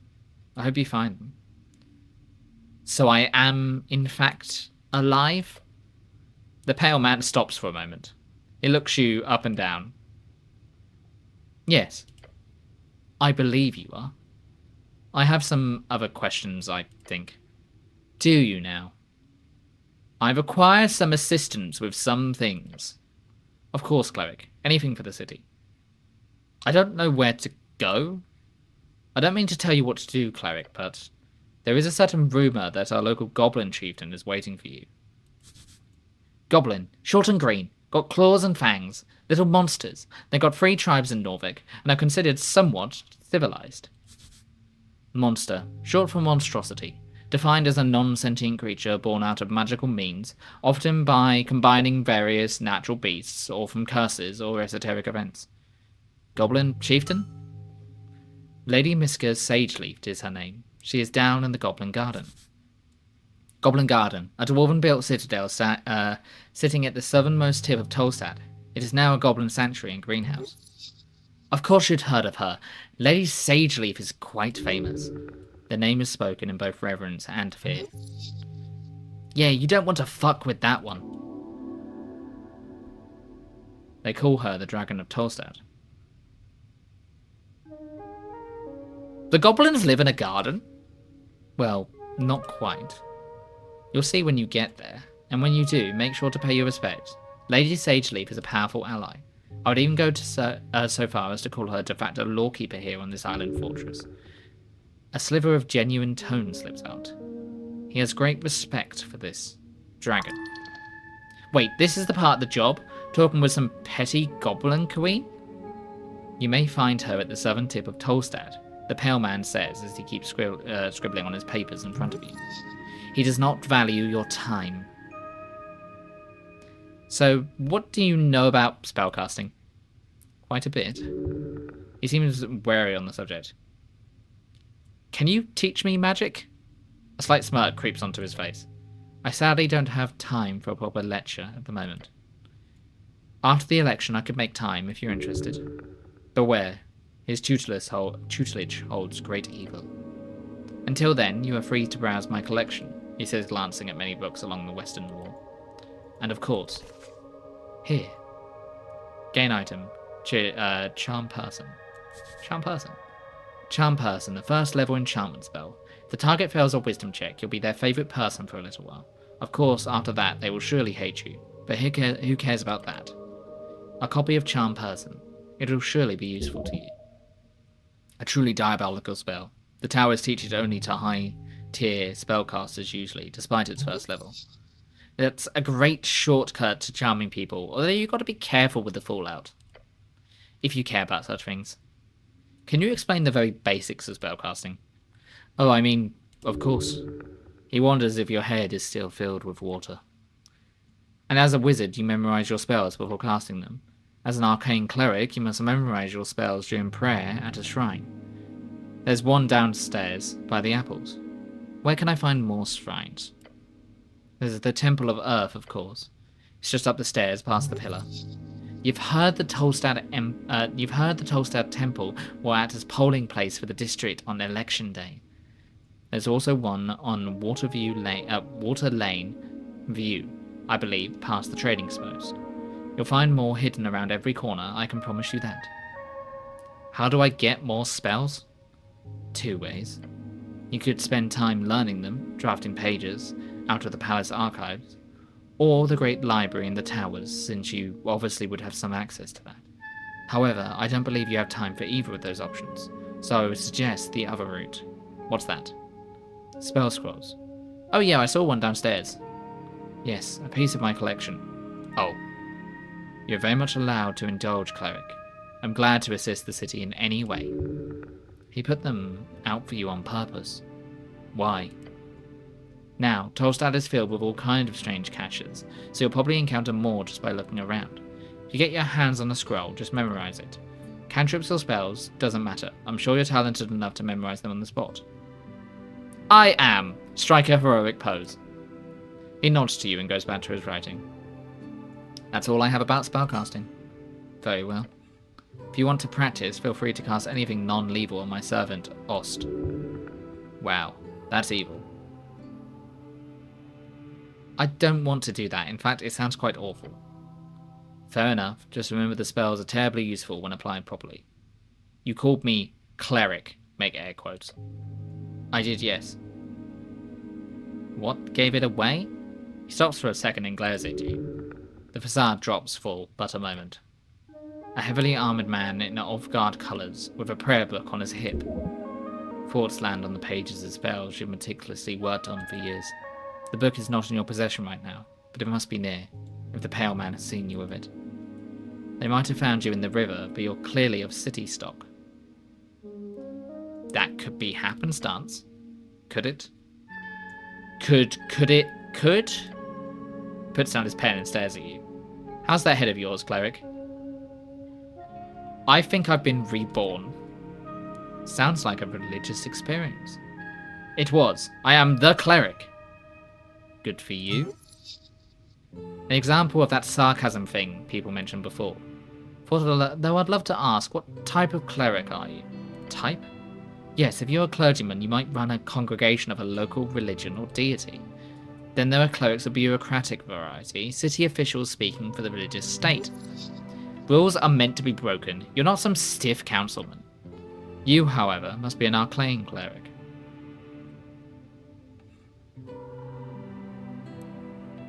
No, I am the chosen one. The pale man stops and ponders your response. Chosen for what? To save the world. An eyebrow raised, almost like he takes your statement seriously. What a good person you are, cleric.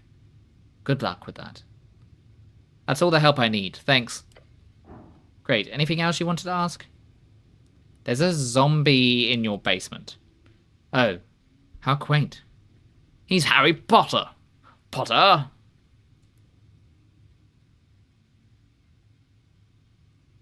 No, an undead abomination right below. I understand. We're closely connected with the city below. The undead seemingly wander as they please. City below, short for the city below the city, a phrase used to describe the incredible amount of tunnels and ruins below Norvik. Lots of monsters and stuff down there. Also riches if you delve deep enough. The city below the city. The vast ruins found underneath Norvik. Most define it as the parts of the city not yet civilized, although there is a legal definition set in place for each individual district. However, I will not have to take this up with Lady Sageleaf. I pay good crowns for HWBT protection. HWBT, the Halfway Bridge tribe, commonly called the Halfways, one of the 3 goblin tribes in Norvik, and arguably the most influential despite their small size, led by Lady Miska Sageleaf, with their headquarters in the Green Garden of Tolstad. The Halfways? Halfways, short for HWBT, the Halfway Bridge tribe. He's lying through his fancy teeth.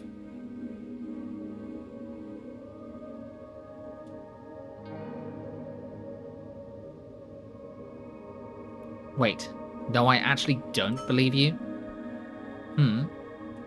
What do you mean, cleric? The zombie is clearly working for you. That is illegal. I greatly apologize for putting you in this situation. It is my neglect that has led to this undead creature entering the tower.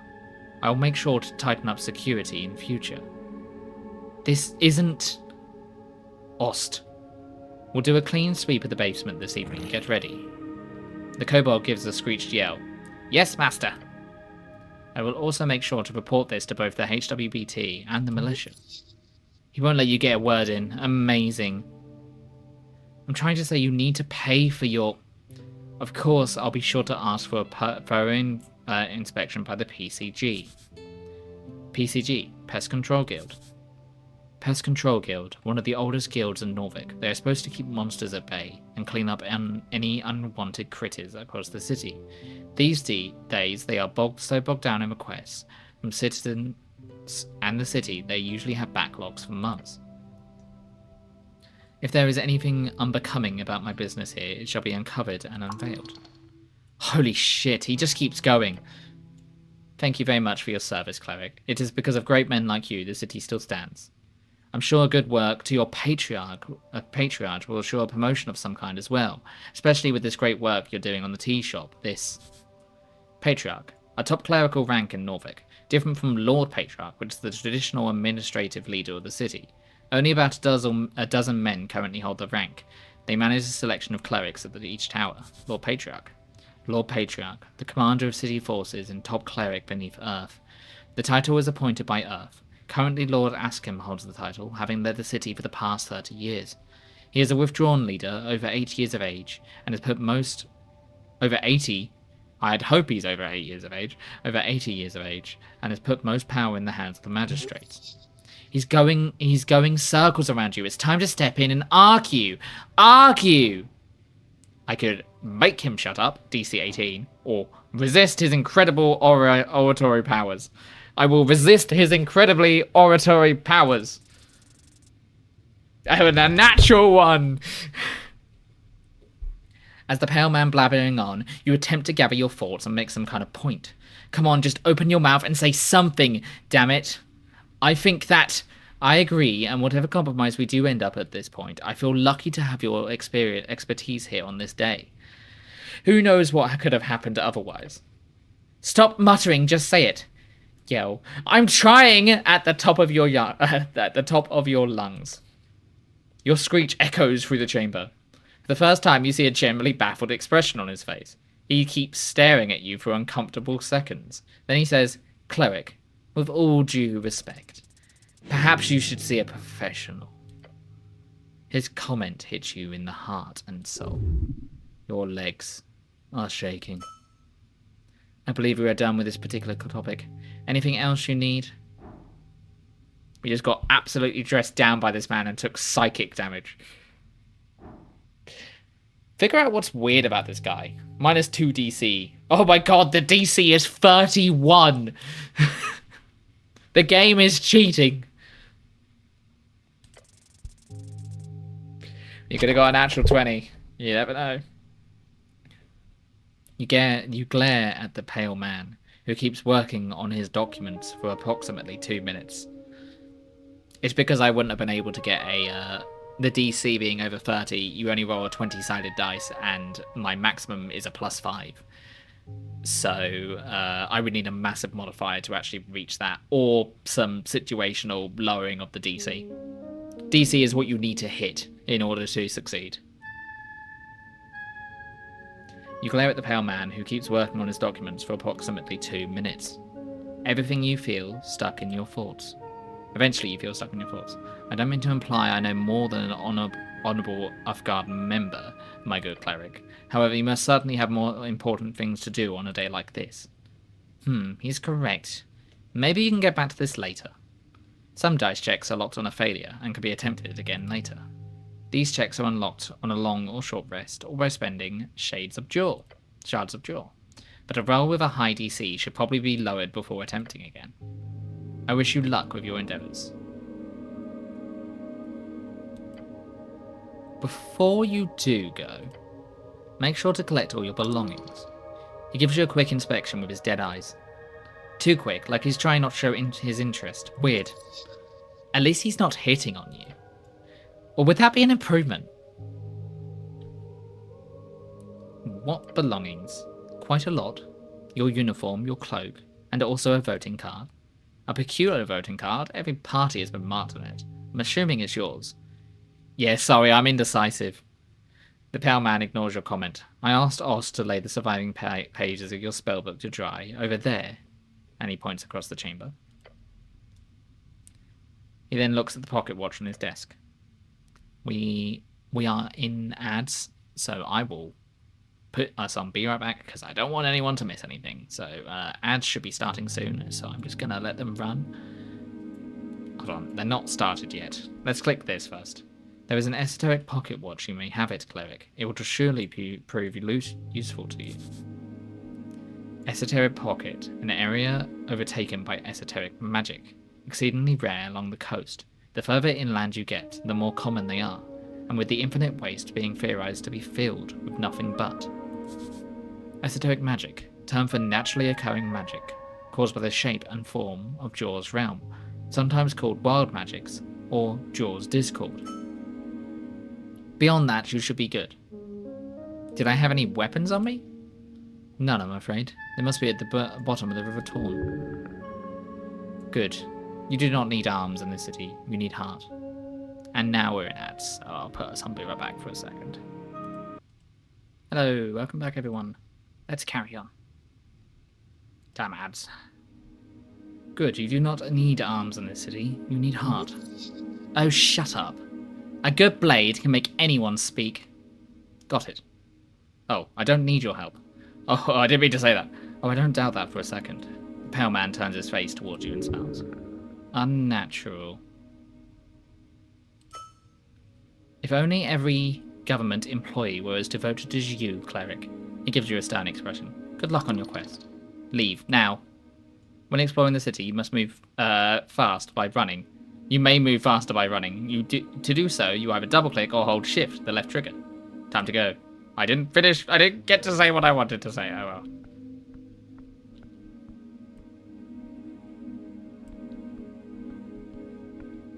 Let's have a look at the corpse.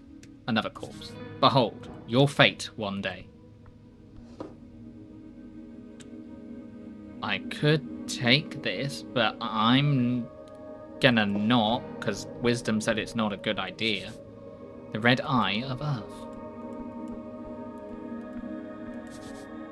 Jaw left his mark across the bands. Today, it is a universal sign of magic. Now, I wonder... Okay, I can't highlight everything like I can in Disco, so I don't know what I can interact with. I just have to mouse over it. Spellbook, I presume. Wait, is that... Ruined prayer book, -3 intelligence. The book is ruined. Most of the pages, while dry now, have been completely drenched. Only a few pages of the soggy, broken-ish papyrus pages are readable. They appear to contain some type of undecipherable symbols. Askanai writing, one of the basic kinds. Wait. Oh no. Did you ever play Disco Elysium? I hear a lot of comparisons between this game and Disco Elysium. I did play Disco Elysium. I played Disco Elysium twice. Just because I wanted to see as much as I can get out of it. The first time I played Disco Elysium, I played a high intelligence, high empathy character, and had very low health. And that's kind of what I'm replicating in this one, I suppose. I loved Disco. Disco is probably one of the best games ever made, in my opinion. I've got a lot of happy and fun and tragic memories of Disco. So yeah, I can see the comparisons in it. I'm trying to take it on its own, but yeah, this did come... I have been keeping an eye on it because I heard it was like Disco and was one of those spiritual successor ones. And there's been a couple of those that have come out. I don't particularly want to consume anything that Zorm has made, because fuck those bastards and taking over the company from taking over the intellectual rights over something that somebody else has made. So fuck those guys. But the original creators have gone on to make other games and things, but this one seemed relatively detached from the whole thing, and just seemed to be a bit of a labour of love. And D&D and Disco Elysium really seemed to appeal to me, so I really wanted to see what that was about. Oh, if you don't know about the Disco Elysium lore, go look it up. It is a thing. Basically, the game was made by somebody that had no money, no prospects. He sold his car to make the game. The only other thing he had of value. That was owned by a movie star, I think. And then they released the game, and it got really big and did really popularly. And I think it won Game of the Year at one point, I think. Don't quote me on that. Really clever game, really political game. A lot about alcoholism and things like that. Just if you get a chance, just go play the game. It's amazing. But the company was acquired under him, and he lost all his shares in the company and lost his intellectual rights to the game that he made. And it wasn't just him; it was a lot of people. I'm not saying that it was just one guy that made it, but it was like a group of guys. But yeah, they lost the intellectual rights to make any more games in that series. There is an Estonian company, and it was a lot of legal backholes and things like that. So yeah, and the game's really anti-capitalism. It's very anti-fascism. It's kind of, and it's ironic that the game that was so against something like that would end up being subject to it. And yeah, it's a whole big thing. So I don't want to consume anything that's made by that company anymore, because I bought the game before it was owned by that company, so I know that the money that I spent on the game went to the people that made it. If I buy that game now, that money is not going to the people that put the hard effort into making that game. It's going to executives. It's going to a trust. It's not going to anyone that actually had an involvement in it. So I do not want to associate with a company at all, and that's why I won't be buying their next game. Just because I think the game, one of the games that I consider to be the best games of all time, should not be treated like shit, effectively. So yeah, it's not the first time this has happened in an industry, but it is shit. Ascanari writing, one of the most basic kind. Wait. Oh no. Someone has attempted to dry this to the best of their ability. I don't remember how I got the game. It may have been in a Humble Bundle. Yeah, fair enough. It was only acquired like a year or two ago, but it is a fantastic game. I'm not going to endorse piracy. You can do what you want. Do with that what you will. Someone has attempted to dry this off to the best of their ability. No. No, no, by Earth. This is your prayer book. So many hours wasted. You would have to rebind the whole thing. It is ruined. That'd be expensive. Let's get your hands on a new one instead. Nothing hurts a wizard more than losing their spellbook. The tool of an arcane cleric, an instrument of the state used to handle rogue spellcasters.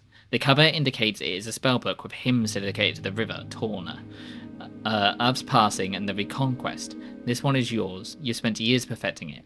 Most pages are smudged. It feels terrible to even think about the knowledge lost. You need to get it rebound. The stone slabs are designed to slide along the iron beams. Interesting. Okay, so this opens.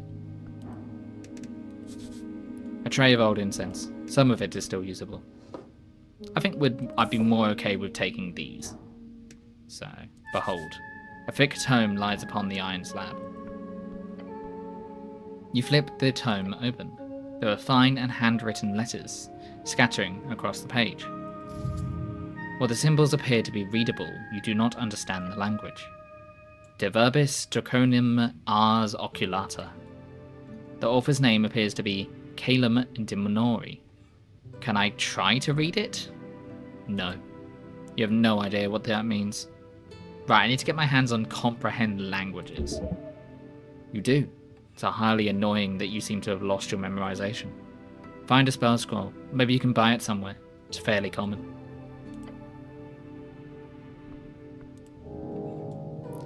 Look at all the quests that have opened up.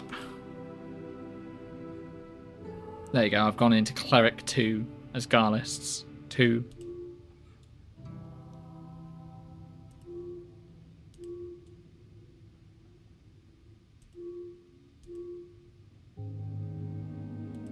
Find a spellbook. Election week. Oh my god, so many things to do.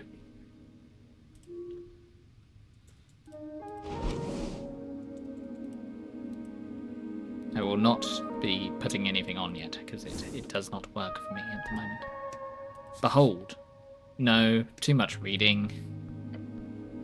So many books, basic manuals, Arcanist histories, novels. Some of them stand out to you as classics. It could be useful to refresh your mind. The books taunt you bookishly. Read Autobiography Prax by Phileas Prax. A classic. You kept this book on your bedside table for years during your scribing years. You take a look at the first page.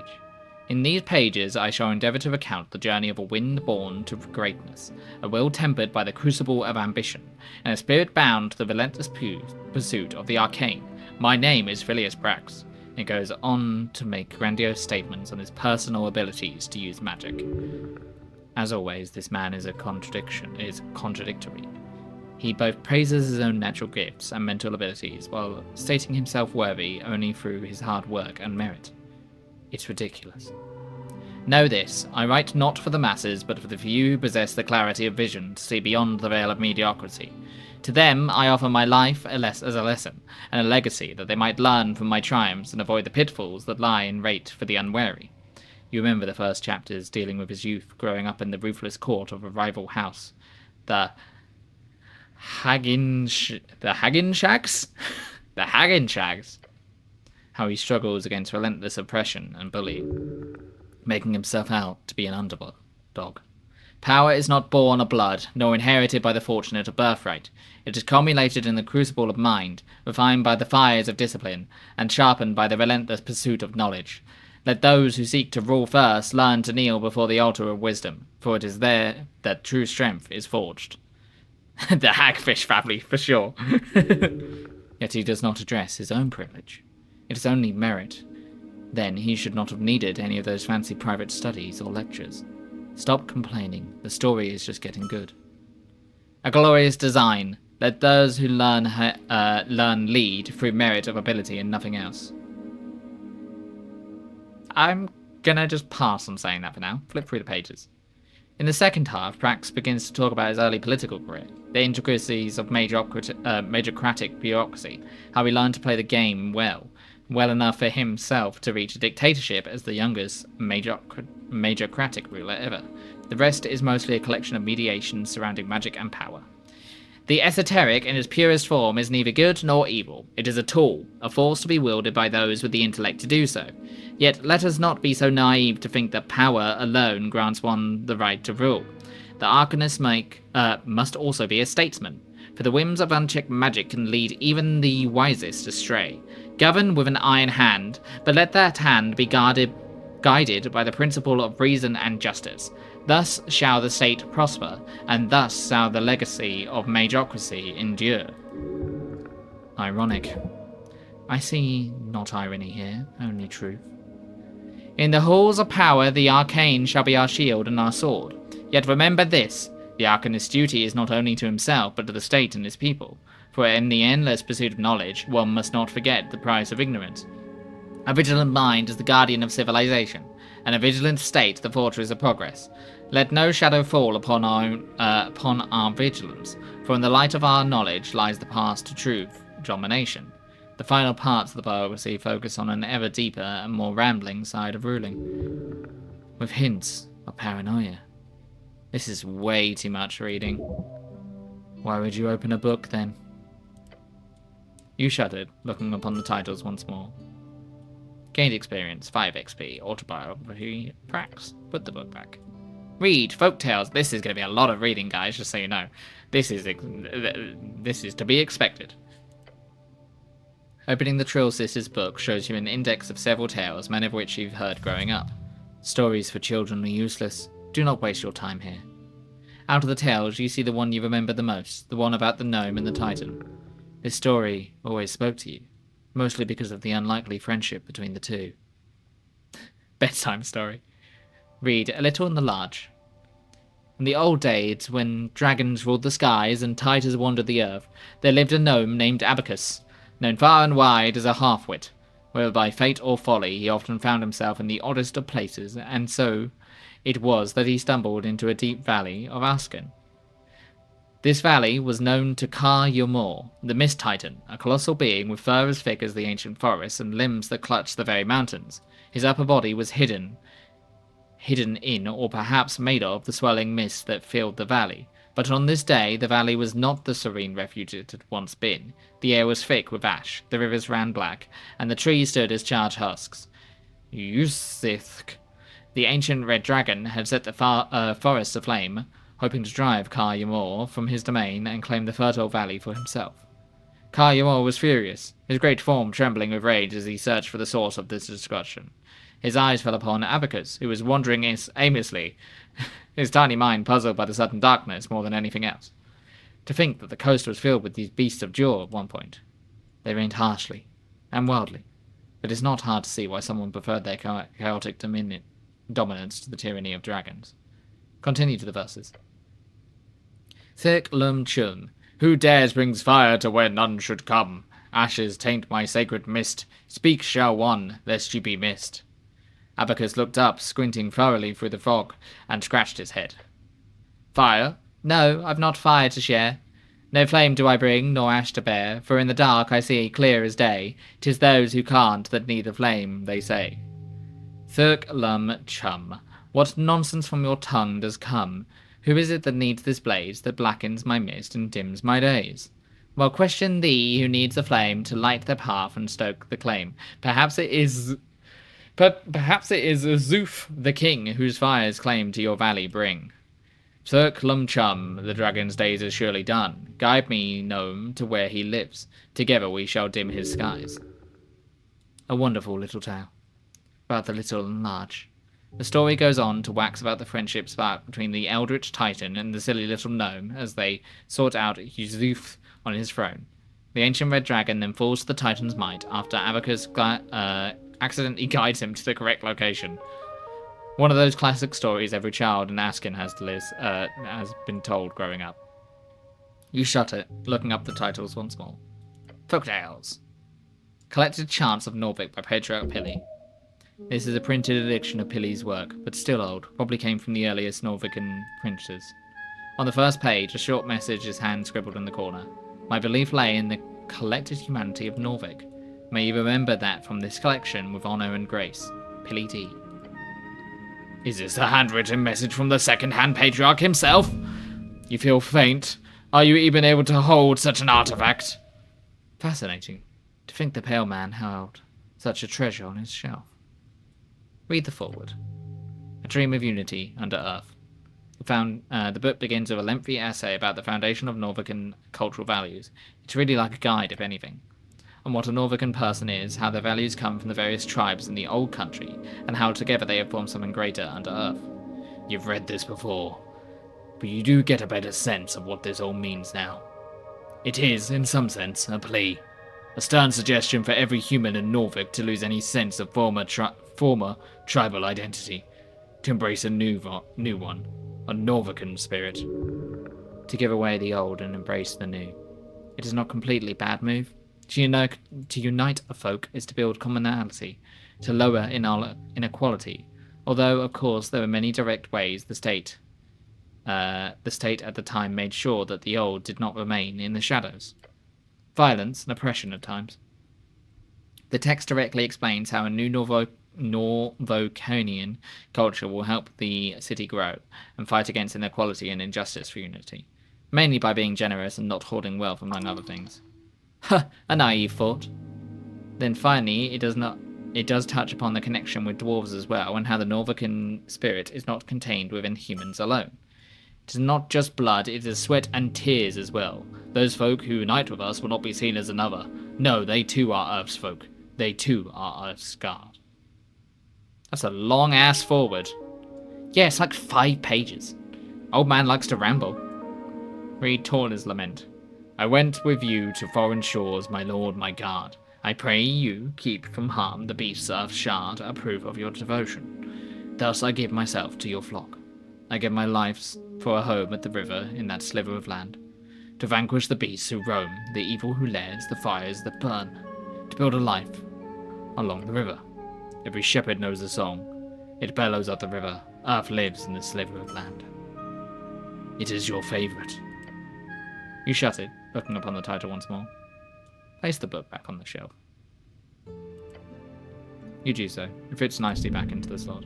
This book does not deserve your toxic presence. If you were stronger, more capable, then perhaps you could have carried that weight. What? You really want the book? One day it could be yours. This is very confusing. I'm just putting back the book. There's just some issue with stealing going on here. Just ignore it. Let us forget this for now. I'm currently loving the conversations that all of the different skills, the different abilities have with each other, how they feel about each other, how they argue with each other about different things. None of them seem to agree on anything, which is exciting. It's like having a split personality disorder. A pocket watch. Yours? You did say I could have this. +1 intelligence advantage in esoteric events. This silver-lined timepiece never shows the correct time of day. It is always at least 10 hours out of alignment. No matter how much anyone tries to correct it, at touch you can feel the faint magic pulsating within. The wielder gains a greater perception of esoteric happenings and occurrences within 200 feet. Let's equip that. I'd say that's an accessory. Okay. We have upped our intelligence by 1. Happy days. Let's talk to the kobold. Let's behold him. Ost, Chief of Security. We know nothing about this man. Let's behold him. I know some things about him. Kobold, level 9 rogue. This one is quite hostile. Stay on your feet. His expressionless eyes seem to keep watch at all times. He's obviously determining where to strike for you, Where to strike for you to die as quickly as possible. How humane.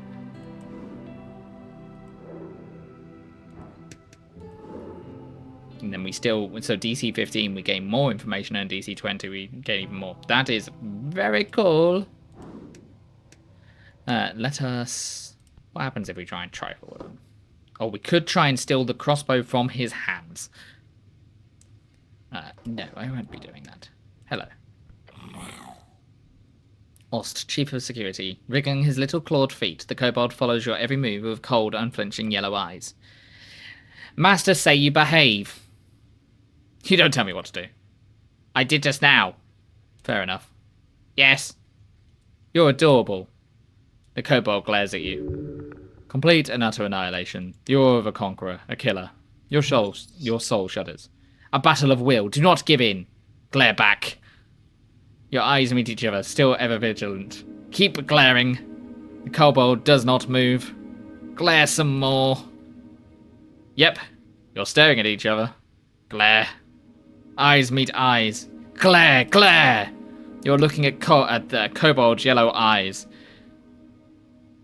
Stare in an angry or fierce way. Looking hard. Leaning close to the kobold's stern face. You should probably stop this. The kobold meets your gaze and keeps meeting it. I don't think I'm getting anything more. No, keep staring. You keep looking at the kobold. Keep staring. I'm going to continue to do so. And more so. And more. More. I bet you. I bet there's something. If you just keep staring at him.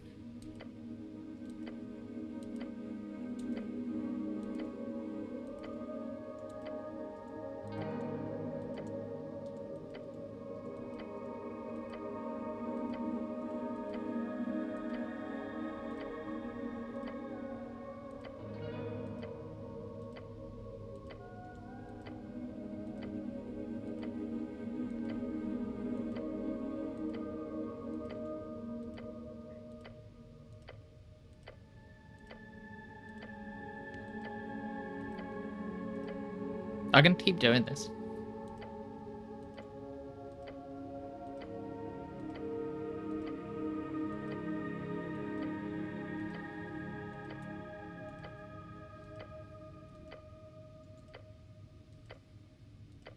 Okay, I don't think I'm getting anything more out of this. Fair. Copper looks at you with a cold expression. Determined, confident. He's not glaring at you. That is just his default expression. A default expression of death! I have some questions for you. Short questions, go. Who are you? I'm Ost. I'm security chief in Lich House. The kobold appears proud. There is no humility in his voice. You are a kobold. Not a question. Next. Oh, fuck yeah, that's not a question. Quick, save it. Try to save the question. Failure. You bite your tongue. I lost 2 HP because I bit my tongue. The taste of blood fills your mouth. The pain changes your brain chemistry for a moment, leaving your mind in shambles. Oh no, hurry, save the situation, say something, anything. Oh god, it happened again. The kobold stares at you. Mm-hmm. Nod slowly. You can't speak in this condition, don't even try. Blood starts to drip down your chin. I can't save.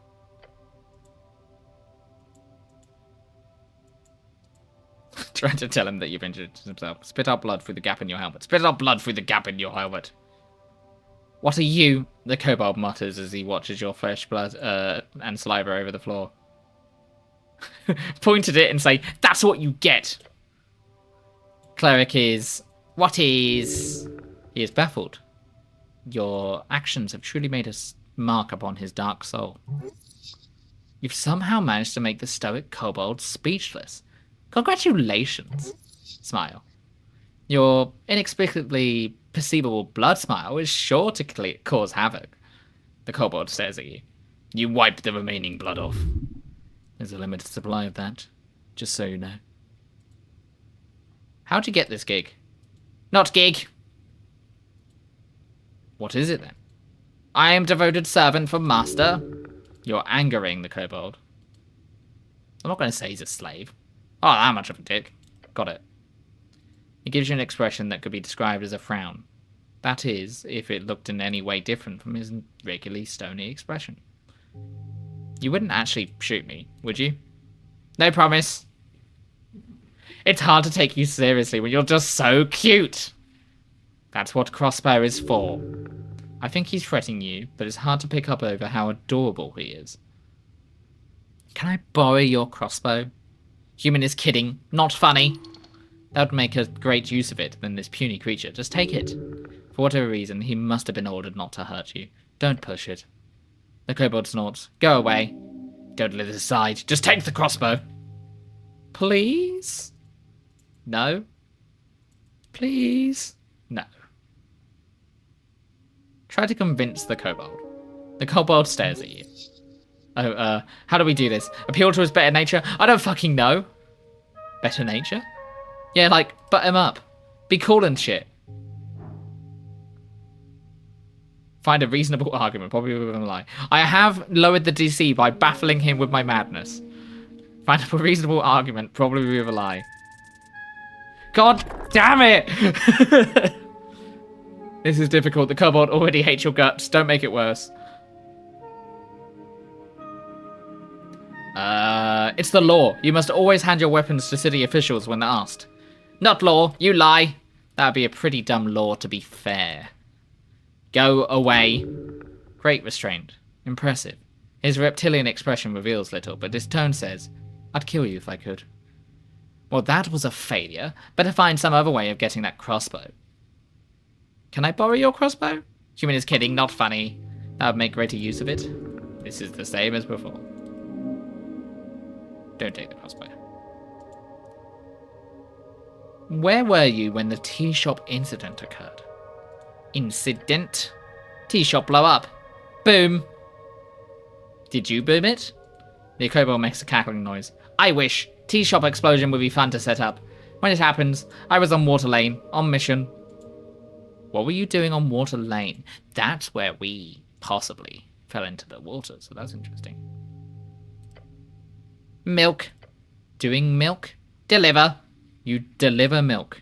Yes, side hustle. The kobold just keeps getting better and better. Kobolds don't even drink milk. I want to know more. I want to know a lot less. Ask questions about the milk. The kobold stares at you. The milk situation is intense. Where does the milk come from? Cows.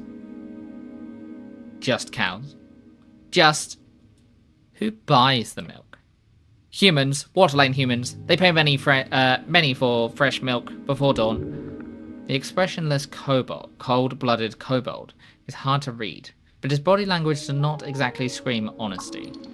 Side hustles are always smart. You should do a milk run later. It pays.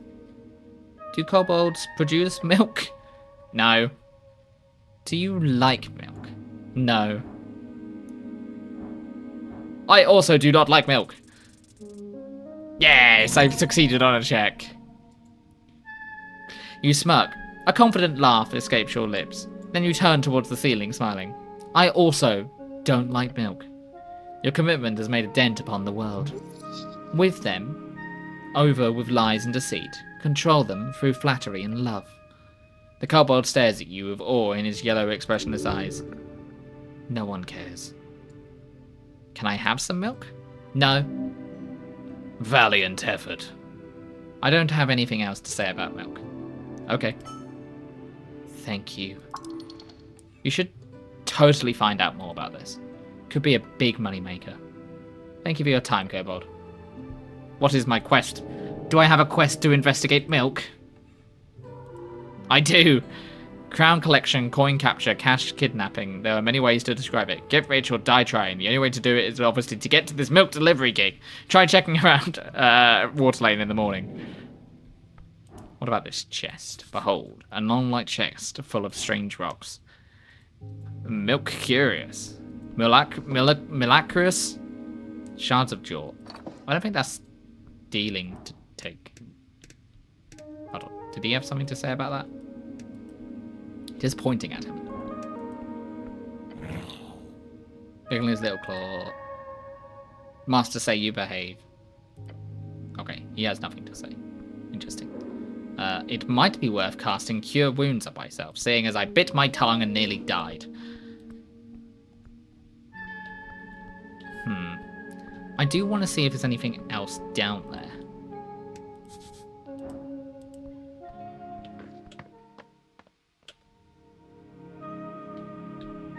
I kind of want to get past this zombie. I also kind of want to eat all these apples. There is a rat. Please tell me I can get speak with animals. Oh, that highlights everything if I right-click. Interesting. Maybe I can get round it. Let's not make any assumptions.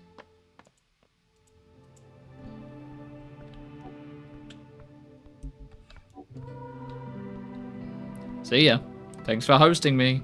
Thanks for looking after my nearly dead body. Hold on. I see something else to interact with.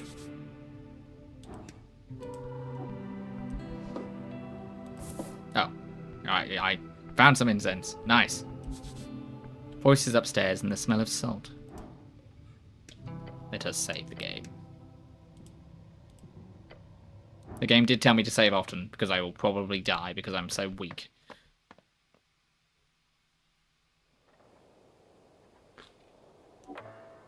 Tolstad, Central Norvik. Behold.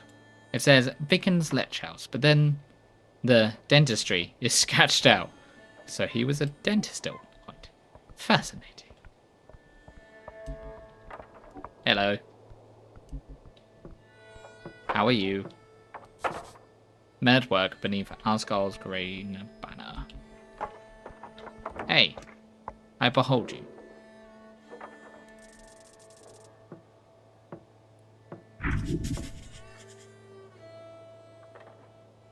Dwarf, exile, level 3 foreman. He stands by his ideals with gut and little else. A push will earn his respect. That is his way. Alphonse knows he is privileged. He hates it.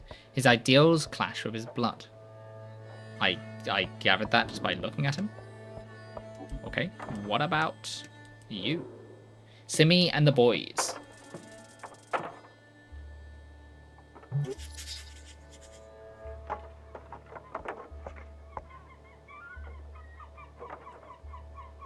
Dwarf exile, level 2 factory worker. His class is factory worker. A devoted Asgard gives everything he has to support the cause. A second son of a kind person lives in the shadows of greater men. Let's see if I can pickpocket anything. PPG documents. -1 wisdom, -1 intelligence. Okay, well there's I don't want to steal from them. Around the amphitheater's scene, you see a number of dwarves hard at work. They're constructing a banner of some kind, carrying a bright green flag. The banner of Haskell, the Fool. One of the dwarves stands to face you with a furrowed brow. He appears to be in a staring contest with the orc on the other side of the theatre. Orc, big brutes of devilish origin. They're rare in Norvik. Most of them can be found in the Feltire. Feltire, a land of elven ruins with magical fertile lowlands in between. In the city sits Blood City Bay, the largest city on the coast, built on the corpse, or rather just the head, of Gorgorian.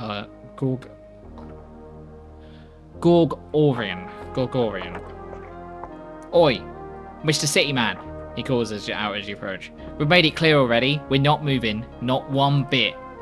He shoos you with a shitty grin. This dwarf gets extreme pleasure from telling you to fuck off like this. Dwarf. Stout, short, hairy, loves to dig and build. You know the drill. Drill. They built most of Norvik and have a long history with the Earthfolk. Earthfolk, the people of Earth. The ancestors of those who have gone to the Askanai coast. True mythological heroes. What's going on here? Just working. The boys will be done soon enough. You hear the other dwarves laughing behind him. Nothing illegal going on around here. Nothing at all. He's only saying that because he's had to defend himself quite a lot lately.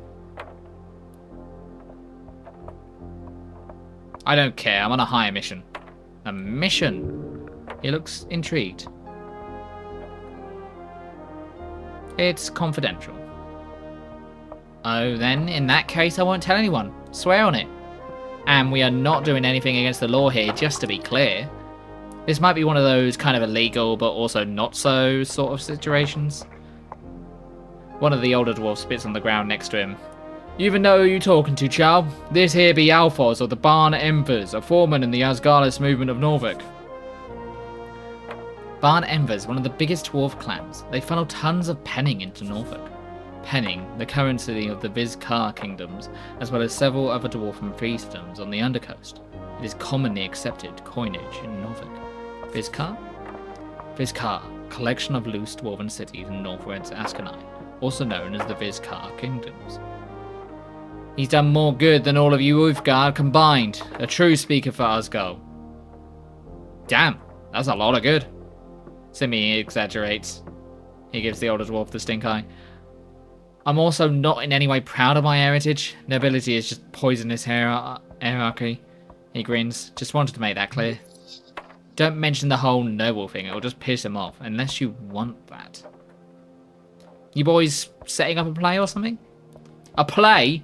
He spits on the ground. We're holding a rally for the cause. This evening's workers across Tolstead will gather to hear the word of Asgard. He turns towards the orc. And no one's gonna stop it. You hear laughing coming from across the theatre. Papers, Alphos? He grumbles and turns back to you. So what you want? You seem a bit stressed. No, you don't say. His words drip with the acid from a green deer. So it is forenoon. I get the lads together, and when we arrive, the accursed woman is standing there. The dwarf shudders. She starts complaining. He reaches for something in his pocket and takes out some documents. We show her the papers. And the papers are no good, she says. Bah! Real convenient, I say. No, there is nothing wrong about these papers. We are in our rights to speak out against tyrants and burghers. They are. So she's wrong about the documents? Of course she is. She's a liar for that. She's a liar, that one. A filthy liar. Alphonse nods and grunts. Terrible liar. Can't even get the words out. He knows she's right about the documents, but doesn't want to admit it. Isn't it a bit macabre to hold a rally on top of a morgue? Morgue? The dwarf grumbles to himself and glances over to the Lich House stairs. I thought it was a dentist's. Fair assessment. No matter. The Asgard movement is not afraid of death. You hear laughter from the orc behind you. Big words, Alphonse. The dwarf grits his teeth. Damn orc. So what's this rally about exactly? Guilds. For decades there's been collective bargaining between the Norvaconian workers and the city guards. Say what you want about Earthers. What? Say what you want about Earth, but you can keep a tight leash on the upper class of the city. The leash was bad for this city. Now we can grow exponentially. Lovely talking points. I've guessed you read that in the Norvaconian Posts. Norvaconian Post, the biggest newspaper in the city. Founded over 50 years ago. Nationalist aligned. Anyone or anything that matters in the Norvik will be written about in the Post. Funded by the trade company, mind you. The free striders are burrowed into every darn power structure, from paperboys to bookbinders. In less than a dozen years, salaries have stagnated and prices have gone up. They say free striderism would make the city rich. I say it makes people poor. We need change. So you're here to convince a bunch of Tolstad workers to vote for the Asgarlis party. More or less, yeah. But it's also about the spirit of community. Together we can fight against the purchasers of our labour. Alone, we are as brittle as a twig in the olden dwarf parks up. A twig in the wind? No, that's not good enough. Like a twig in a fireplace. Points at you. That's good. I like that. Anyway, the rally will be a success. We just need to get rid of that orc. So we call out to all workers of this magnificent city, he exclaims as there's a crowd around him. Vote. Vote with your guts. With your manhood at stake. You too, Mr. Cityman. Can I see the papers? He gives his complaints and gives a glance why. Construct an argument as to why you should get the papers. It's not relevant. I'm not going to look into it. Never mind. Okay, good luck fighting tyrants. Thank you, Mr. Cityman. I appreciate it. About the Asgard. What about him? Asgard, Ashmark, is a very controversial figure in dwarven myth, as well as history. If you want to piss off this dwarf, then just pretend to not know who Asgard is. I like him, he seems cool. Like, he's Asgard, the great, the kind, our liberator. You like him too, then? Yeah, fair bit. I've got to ask, though, is this a religion? Most certainly not. He scoffs in your general direction. Is it a cult? I don't know who you've been talking to, Mr. Cityman, but let me assure you, Asgard was no god, or demigod, or anything related to it. He was a simple man with a dream of a fair and just society. Nothing more. Ouch. Sore spot. He is infuriated, but not because of you, but because he has defended his position many times. A nobleman, huh? Oh, as in the old country, yeah. But that doesn't matter here. I'm just foreman of the Tolstad district. Foreman, one of the leading members of the Norfolk Asgard country. Norfolk Asgard Council, sometimes called the NAC. This is the group of foremen, or the forefolk, guiding the Asgard movement in Norfolk. They lead workers, union movements, Asgard rallies, and the entire Asgardist working party. NAC, Norfolk Asgard Council. The top brass behind those silly workers' unions, and the whole Asgardist movement in Norfolk. Doesn't matter, if he's a noble, he must be rich. Foreman? I've worked my whole life with the movement. I've earned my title. He's terribly defensive. If you wanted to spark something out of him, you could make him angry. Tempting, but I'm not gonna do it. I'm sure you've worked very hard for your position. 17 years, Eamon. It's called dedication. Alright, have fun. What about you, mate? The older dwarf puffs out his chest as you approach. Fancy helmet, Cityman? He speaks in a short and quiet manner, as if he's scared of his words actually being heard. Okay, I need to change his voice then. The dwarf behind him laughs. Thanks, my mum got it for me. Oh. Don't say something like that, it makes you look pathetic. It's a lovely ale. She has good taste. You made him feel bad for making fun of it. This is not an evil person. Huh. Interesting. Brutal honesty might actually win conversations sometimes. Good to know. Brute. Burgonian slang for brother, specifically the dialect grown out of the coastal slang. A mix between gnome tongue and underclass migrant worker in old Mago colonies. No, I'm not going to stare at it. I like these guys so far. I'm not going to be mean to them. The Orc Observatory with great interest.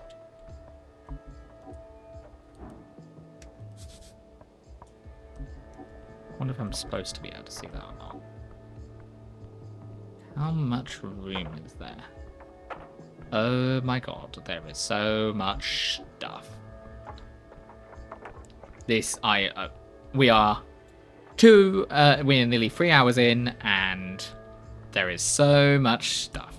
Let's have a look at these pots.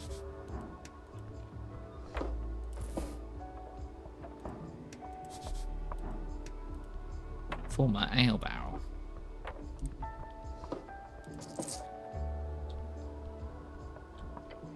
Okay, I think I picked up her voice from her noise. Pretty sure it's a woman as well. It'd be rude if I got that wrong. I'll look at those in a moment, because I don't think I should know what those are. Let's behold her. Agent Vera.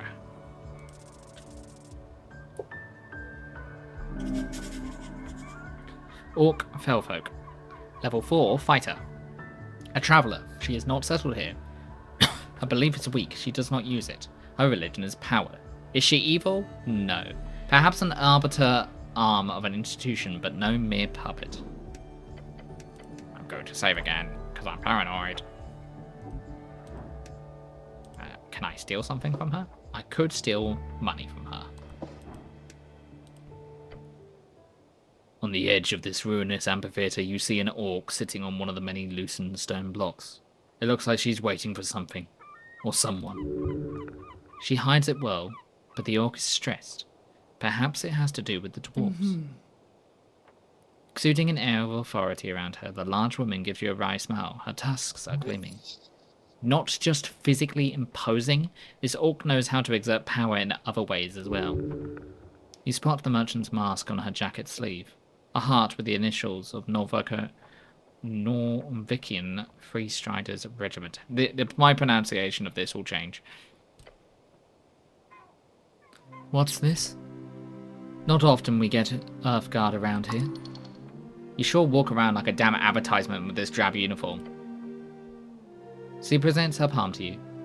Frira is my name. I am second in command, Guild Agent of Tolstad. Nice to meet you. Be nice to her. She's a free strider. Make sure she knows you are a cleric. Do not grab her hand. That's not what that is.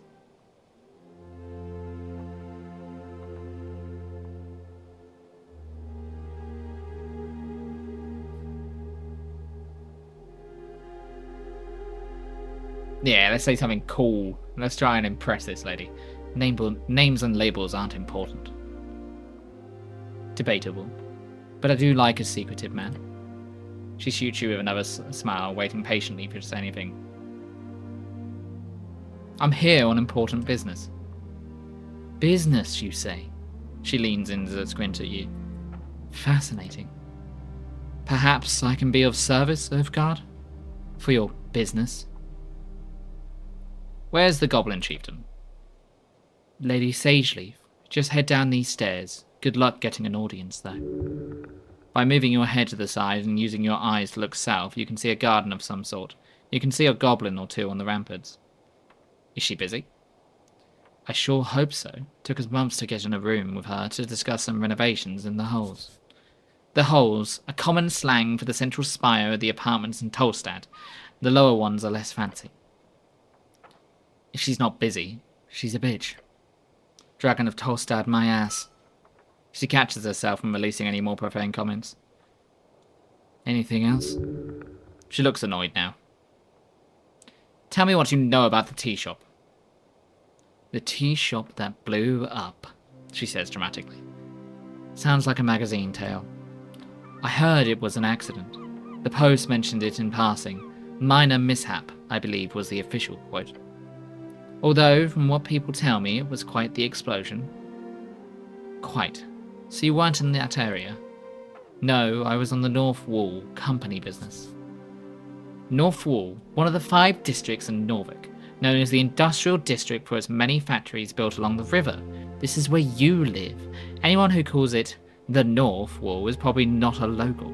Everyone who calls it North Wall, just North Wall. The sign of an outsider, she calls it the North Wall instead of just North Wall. Relax, she'll learn in time. You sure like her, don't you? What's not to like? She looks inland. Inland, a term for travel through the endless waste away from the coast. I did see the smoke. It was a clear day. What do you think was the cause, Earthguard? Don't give away too much, she's prying.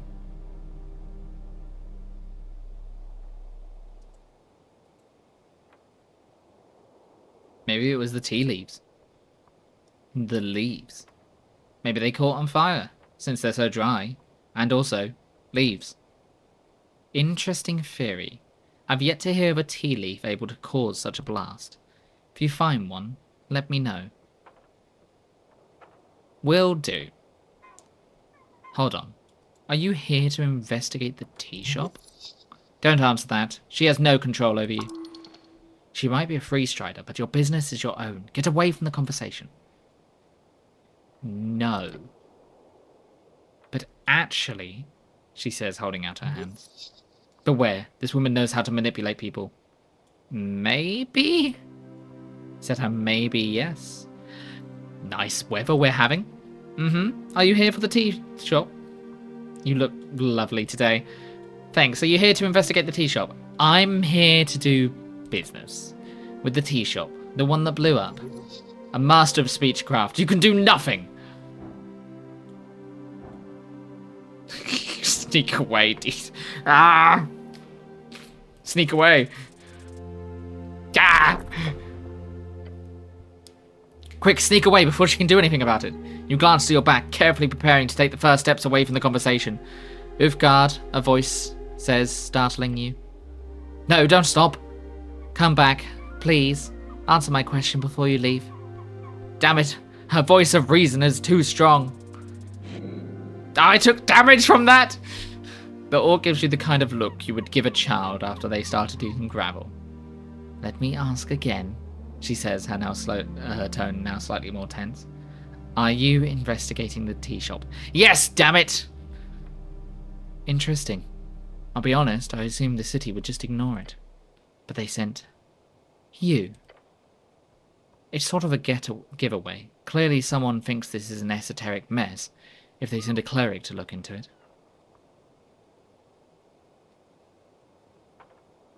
Esoteric. I keep hearing that word. What does it mean exactly? It means... Her eyes wander for a while, her brow furrows. It's a term to describe whenever anything queer happens. Whenever the cause would be regular spellcasting or something more esoteric. I'm sure you've noticed something that couldn't be explained rationally, then that would be esoteric. I assumed you of all the people would know what it is, considering... She mimics casting a spell with her hands and then points to you. Mimic. Horrifying shape-shifting monster, capable of copying the look of any object it discovers, although with some size limitation depending on the type. If you touch it, you'll get stuck and probably eaten. See, this is the problem with intelligence. You know random things, but that's not actually the kind of mimics that she's doing. Intelligence is just being a facetious asshole here. Why would the city avoid sending a representative? Duh, because of the election, of course. Look, Tolstad is a highly volatile district with lots of extremist ties. I believe this tea shop acts as a sort of lightning rod. So when a place like that blows up, why would any faction spend resources investigating it? Especially when those resources could be spent on trying to win the terribly important election. A sound reasoning. While some might see it as corruption, I'd classify it more simply as boring, but ultimately harmless bureaucracy. What exactly have you heard? It blew up. Fireplace incident. Bullshit, of course. Most likely a rogue spellcaster. Well, I'm here now. You sure are. And good luck, cleric. If there's anything the Askanai Reed's trading company can do to help you out, let me know. You can usually find me down at our HQ on Water Lane. She smiles in a way that looks that completely breaks down your defenses. Looking forward to seeing you there. A kind gesture with ill intent. I'm done discussing business. You want to move on to more casual topics then? Politics, perhaps? I'm going to nod my head and leave, because I am dying and I would like to cure myself. Hell yeah! And save the game.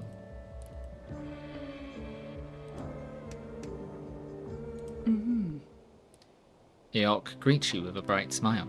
Hello again, cleric. What's the deal with the dwarves? Oh, them?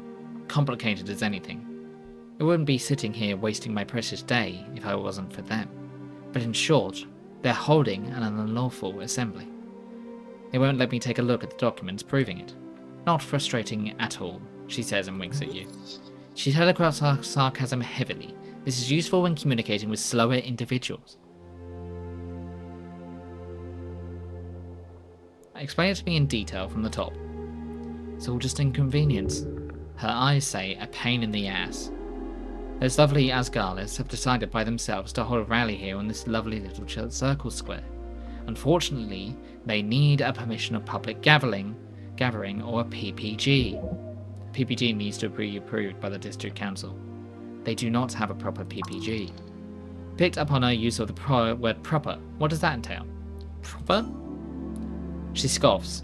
It is marred for last week. It is expired. But can you believe her? She's not lying, but there's something else. Ah, she's twisting the truth. But in what way? I'll be heading off to bed. Hope you have a wonderful rest of the stream. Thank you for the bedtime story. No worries. You're welcome. Heads up, chat. You are about to have ads in a couple of seconds. I'm going to go. I'll be right back while we do that. But yes, good night. Have a good night. And we will be back in a moment. Hello and welcome back, everyone. Let's carry on. She's twisting the truth, but in what way? And you're just sitting here because... Simple, really.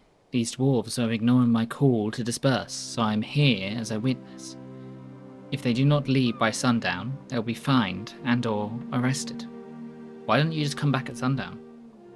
I would if it wasn't for the fact that I need to witness the entirety of the trespassing. Since they were served during the morning, if they do not disperse by sundown, they'll be inflicted with an entire day's worth of fines.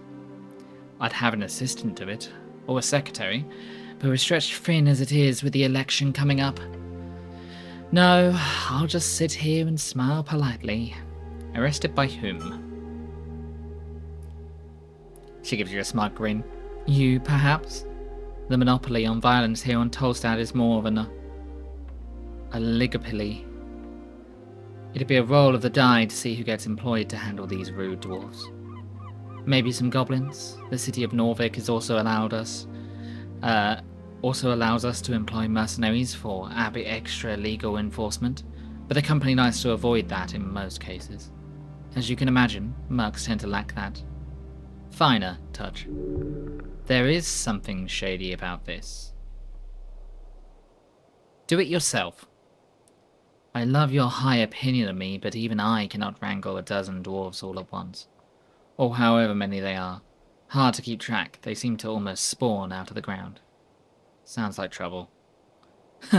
Trouble would at least be a bit exciting. This is just dull. If only I could get my hands on those PPG documents.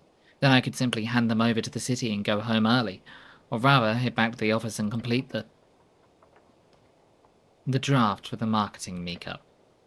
Sorry, I've got a lot on my plate. You're being manipulated, be careful. If you get her this PPG thing, then that'll be a pretty easy way to clean up this mess. She'd be totally in your debt. Not a bad idea.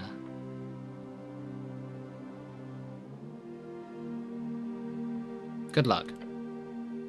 Yeah, thanks. I'd like to know more about you. Little old me, I'm an open book. Where are you from? She doesn't answer you at first. Instead, she looks away for a moment and smirks. She's thinking of messing with you. You mean because I am an orc, I can't be Norviconian? She says, looking at you with a stern impression. You know what I mean. I do, she says, giving you a warm smile. I'm from Blood City Bay. I ran away with the warbands when I was a girl. She could crush your skull with ease. And that's a bad thing. Took me all around the coast. Far from the cursed plains of Feltire. We were hired during the Third Revolutionary War in Reeds. When it was over, I stayed behind. As you speak, you see her eyes glimmer. All those memories coming back to her. She's seen a lot. Those were the days. What's it like being an orc in Norvik? My kind is quite rare, so... She mumbles, her gaze trailing off towards the horizon. Some sadness, loneliness. You feel terrible for her. The occasional comment does sting a bit, but I've gotten used to it. How nice of you to ask. Yes, I'm a wonderful person. Your comment elicited a spontaneous laugh. Oh, gods be damned, you are a special little man. That's the first genuine laugh from her. She carries a thoroughly constructed mask. Okay, I'll do that one last. So you're working for the Freestriders. I don't work for the revolution. It's just a revolution. You fool. You knew that, maybe. I work for the Ascani Reeds Trading Company. We promote the Freestrider ideals in Ascan. Currently, we focus on making sure this election process goes smoothly, along with other economic concerns. I enjoy working for them very much. Perhaps not so much on slow days like this, but alas.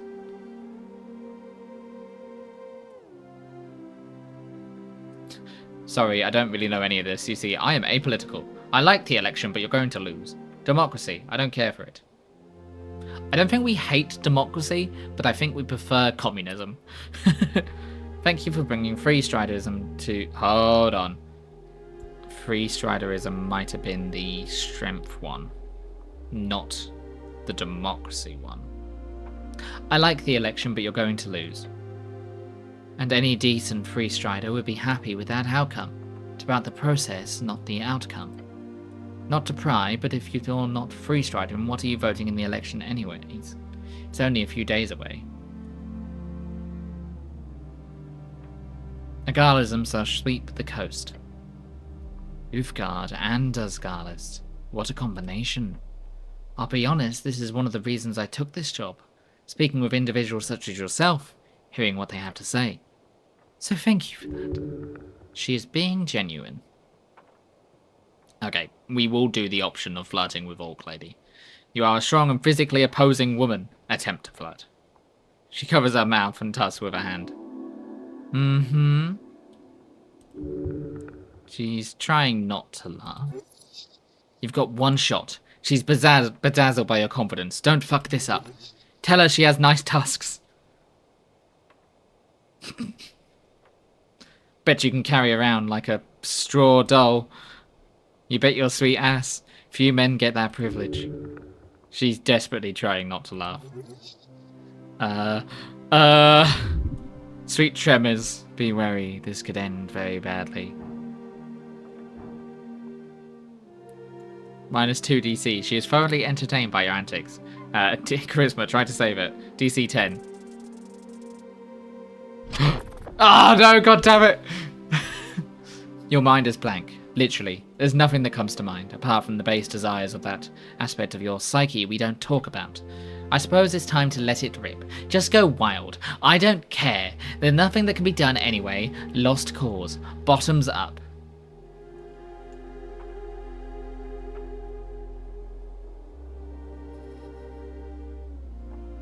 Okay, we've got the options of Orc women are better than human women. Do you want to wrestle with me, a member of the Holy Order of the River of Norvik? Go down on your knees, please! Or cry. God. None of these are a good option.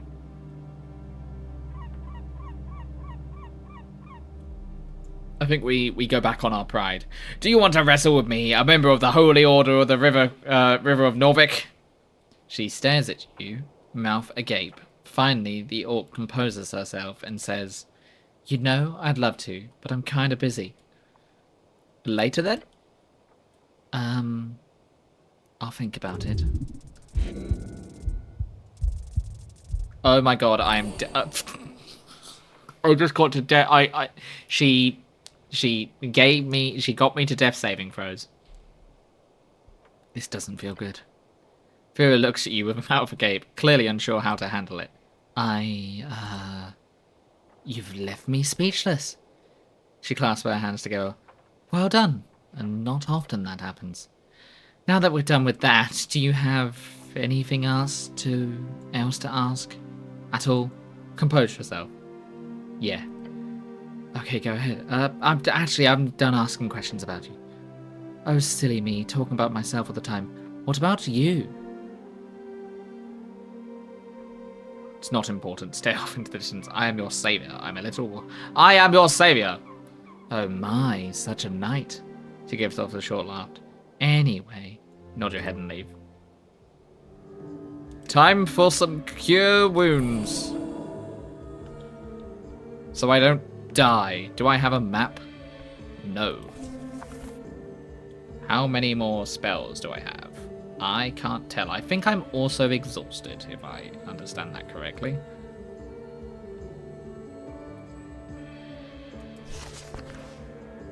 Oh, this is the whole map. Okay. That's my inventory. Oh, I do have some money. There are so many things to do. Okay. I won't resolve this right now. I will come back to it. Right. Let's look at the bird stuff. A tucked away bird's nest. Ascani gulls, perhaps. Out of reach. Engage. You see a bird's nest nestled on the edge of a protruding stone tile.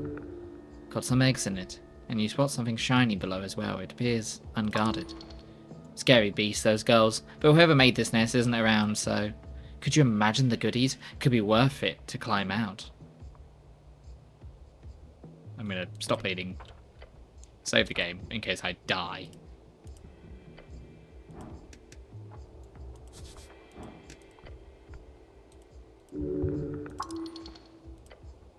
I'd really like to climb out there and give it a shot. No. Come on, just a little thrill. Push it despite your groaning stomach. No, you will die. I fell into the river once. Why not twice? Your gut twists at the thought of tumbling down those red rocks. Stop this. You have nothing to gain. Nothing? Now that's just not true. Your job is self-preservation. This is not it. Self-preservation becomes a lot easier with coin. You've got to risk a little to gain a lot.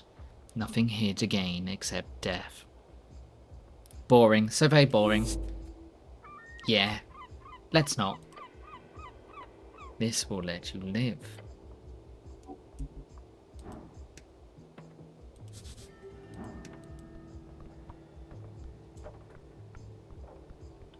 What? Where am I going?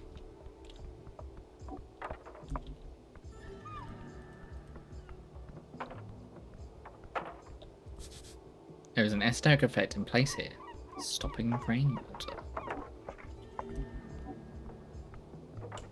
What happens if I try and do that again? I want to see where it takes me. Oh, I can go round. This takes guts. This walkway does not follow the Safety Council standards of 22. Oh, no, no, no. Don't slip.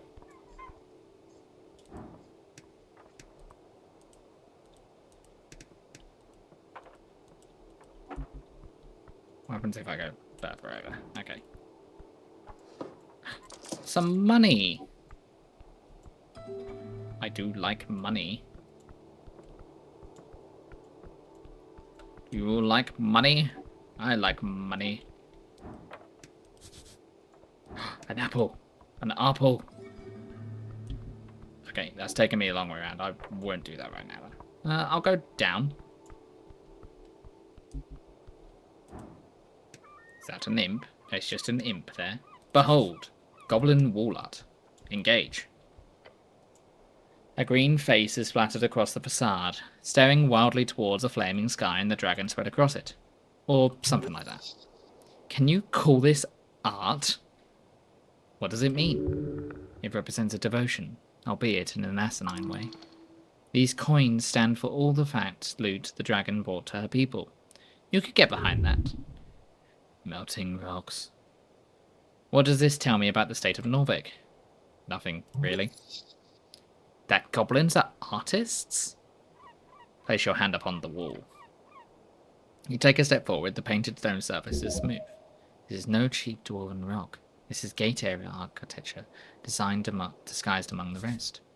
Gate area, the first out of 5 eras. When Jor crafted his realm and the gods fought to bring order, that was the Gate War.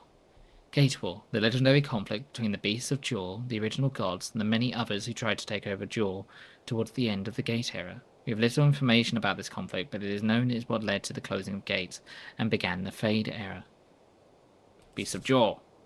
Beasts of Jor, a term for the sentient folk who align with the Jor during the Gate era, also known as the Anti-Seplan folks. Most are gone today. Era. Modern scholars divide history on Jor into 5 areas. They use canonically important events as starting points for these eras, although this was easier when the arcanists of Old Diminor still had a common consensus. Not everyone agrees the so-called post-war era has even begun, let alone what it should be called. Post-war era, the current era, has lasted 27 years. The name was chosen in reads. The name is subject to change. You feel an esoteric urge to communicate with the object. Tell me your secrets. I got an advantage on that run. But I just passed it by 0. You sense a crack in the wall. It wasn't there before. Then you hear the voice, a faint voice, a hoarse voice. Secrets end when spoken. Oh good, you're not crazy. Talking to walls now? Awesome. What's it like being a wall? Nothing. Nothing good or nothing bad? Nothing. In isolation. What do you know about Norvik? Nothing. Do you know what Norvik is? No. Who built you, Wool? A god. Which god? I am Stera. Never heard of that god. Sounds like a weak god to have forgotten like that. How old are you? 15 times Elene's. How many years is that? 2,000. What's your name? Chauncey. That's a pretty name. Okay. What's your political affiliation? Fear. Are you sure you understand the question? Yes. Alright then. Those are all the questions I have, Wool. Give it a pat. Okay. The crack disappears as quickly and silently as it came to. Then silence. That was surely an esoteric event, or else you're turning mad. Nicest Wool you've ever met. Bow to the Wool. Thank you for your time. Well, we just talked to a wall. So that just happened. Oh, Lord. Look at all the stuff. Look at all the stuff I can do. Let's look at this tree. A tree rising far above, a show of nature's true force. You look up at the branches of a bracken tree. It stands tall in the garden towards towering over you. Bracken, an Ascani tree known for its impervious nature, sometimes called ironwood, the Ilim Forest hold the largest collection of bracken in the world. Ilim Forest, the great woodland covering most of the borders between Ascan and Reeds, is the dominion of the Ilium Elves. It is majestic! Nature is reaching tall and deep. These reach go below the city, nay, even below the river. Touch the tree. Your hands land firmly on the bark. Good tree. Strong tree. Connecting with the natural world. Well done. Look up at the branches above. The wind causes the leaves to dance. Wait. Between the branches high above. Oh. Oh! Is that a hole in the bark? A hollow, just wide enough for you to stick your hand inside. Something glimmers up there. Treasure. In a bird's nest. Yes, get up there, now! The branches shudder in a sudden gust. Climb that tree! You grab onto the trunk. Pressing your entire body against the rough bark, you slowly make your way upwards. Go, go, go, just a little bit more. Yes! Wrapping your body around the trunk, you lift yourself up. The bark is rough enough for you to get a pretty firm grip despite the vertical nature of this feat you're attempting. One foot and hand movement after another, each holding on to dear life. You take a deep breath and reach up, finally getting a hold of one of the upper branches. You've done it! Heaving yourself up the last way, you get a view of you did not expect. A bird nest unguarded, full of shiny trinkets. Jackpot! Shove your hand inside the nest. Grab the ring. Silverware, the finest kind, with a black stone in the center. Grab the coins. Several crowns going straight into your pockets. Thank birds. Grab the polished stone. The bleached white and polished rock doesn't look too valuable until it's in your palm. It's magic, baby! Retracting your steps, you soon find yourself back on solid ground. The leaves are quite big. What's a bracken tree again? Like a birch, but thicker, made by primal forces of Ascani. Primal, one of the 3 pillars of magic. It is represented in the natural, wild, savage, and the elemental fears of Jaw.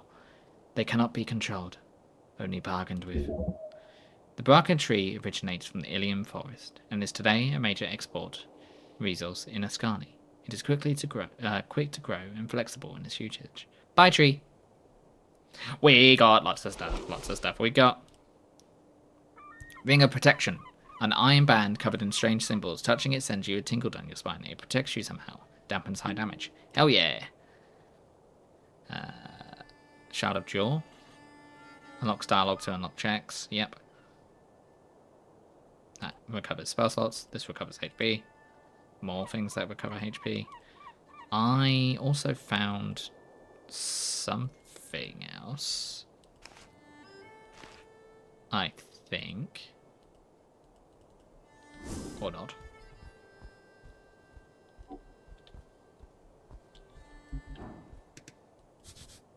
Here goes like this leads to the pillar crossing. Okay, well, leave that for now. Bruxo, pencil wing. I've observed. He is a devil. He's a level 2 scribe. Surprisingly content, hard worker. Has a nested interest in the current regime. Devils used to be allowed into the city only on work visas, so he could have served for several decades. Save.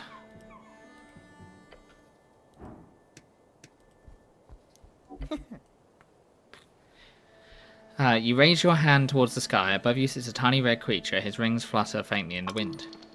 The fiend throws a quick glance your way. He's annoyed. Staring at a piece of paper, he does not acknowledge your presence. What you reading? A sigh escapes from the friend's maw. He slowly puts down the paper. The paper is actually a torn-out page from a magazine. I like the funny pictures. I believe the fiend is being sarcastic.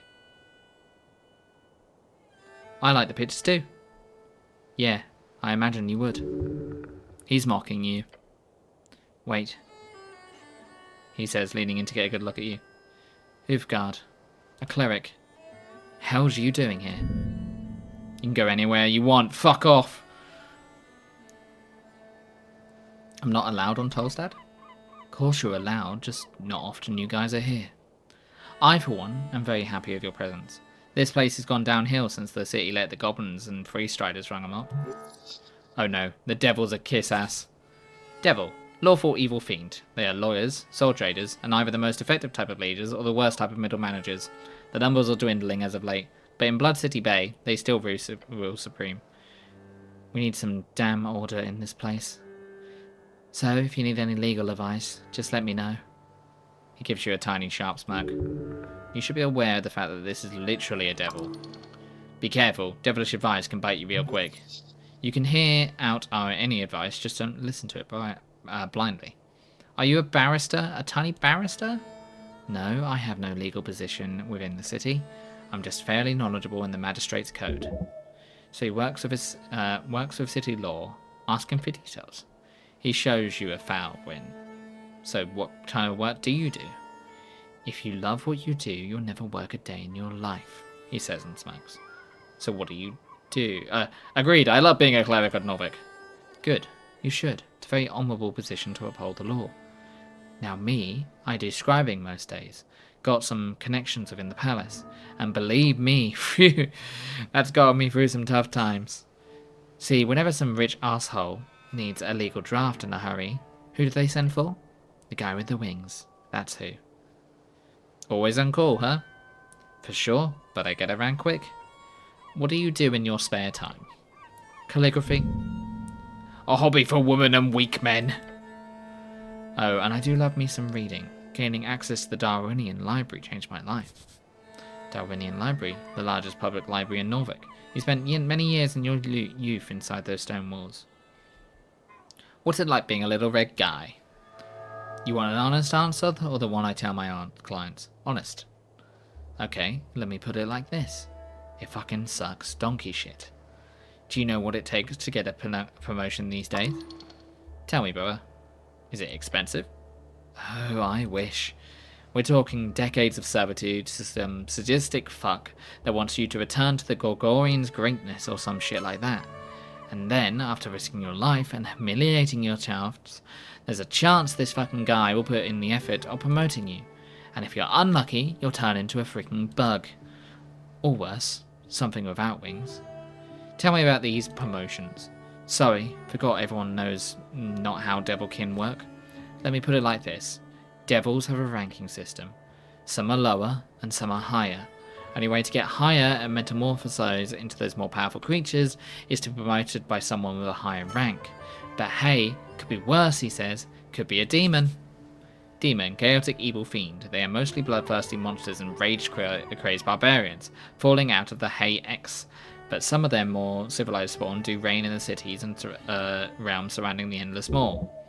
Demons and horrible chaotic creatures that live by the rule of complete meritocracy, which would be amazing if it wasn't for the complete ineptitude at civilization building. Who are you voting for in the upcoming election? What am I voting for? Same as you. The good guys. And that means The city. Duh. The elites are quite literally feeding my trove at this point. You think I'll vote for somebody to stop them? Wise choice. Gotta vote with the little guy. He lets out an evil cackle. What a nice guy. Anyway, you wanted something else? I'm done. I've asked everything I wanted to. He throws up his little arms in the air. It's over. By the gods. So dramatic. Love the little guy. Can you give me free legal advice? Oh yes, I'll gladly assist a number of the Youth Guard any day. Just ask. Should I invest in stocks? Oh. I do not give nor have ever given investment advice. But... He looks you up and down. I should ask, have you ever bought shares before, cleric? I don't think so. Okay, some basics then. Popularized by the late Divine Era, human adventurer companies, a share is essentially a percentage of ownership of a certain venture. Divine Era, the third era out of the 5 eras, when the first gods were born out of mortal folk, and power began to entirely fall into their wonderful and fragile hands. Could be a guild, could be a company, or a specific adventure, something that is supposed to grow over time so you can increase the value of your securities in that venture. It's a risky way to increase your capital without actually doing any real work. Gods, this devil is good. Learn from him. Why is it risky? Sounds like free money. Good question. Imagine you invest in an adventuring party. They head into Verdun Hills to dive into some Gate-era tomb or an esoteric area filled with talking cats. Something weird and dangerous, but with a potential for a lot of cool treasure to be found and brought back. There's a major chance that those adventurers die out on their journey. If they do, you lose all the money you invested. They could make it back, in which case you get a percentage of the treasure based on your share, but how often do adventurers come back with a bunch of treasure these days? So should I buy stocks? Look, there are rules in place. Norvik has laws governing what one can and cannot suggest when it comes to financial agency. Your god made those laws to protect people of lower than average intelligence from being tricked by those with ill intent. Where can I buy stocks? You can buy shares directly from a venture trader. Basically, someone can give you a piece of paper that says, I owe you, with some legal information on it. Or you can go to a trade hub. I don't think the Tolstad Exchange is open until after the election, though. Have you ever bought stocks? Sure. I spend about 40% of my income in risky ventures. Sometimes I even get paid in securities, which is nice, since I won't have to pay any of my middlemen. Could people buy stocks in me? The little red devil stares at you. If you were to set yourself up as a venture, then maybe.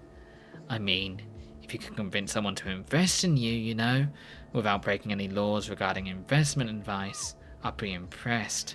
So why not? What about currency trading? That's something I've heard about too. Oh, that's just the art of switching between various currencies. Say you got a pouch full of old embers. That is the old draconic coins. They're made of gold, so even though there are no governments these days who support it, they can always just sell them for the gold value. Great. That's the most basic form of it. But when it comes to city-backed currencies, it gets more complicated.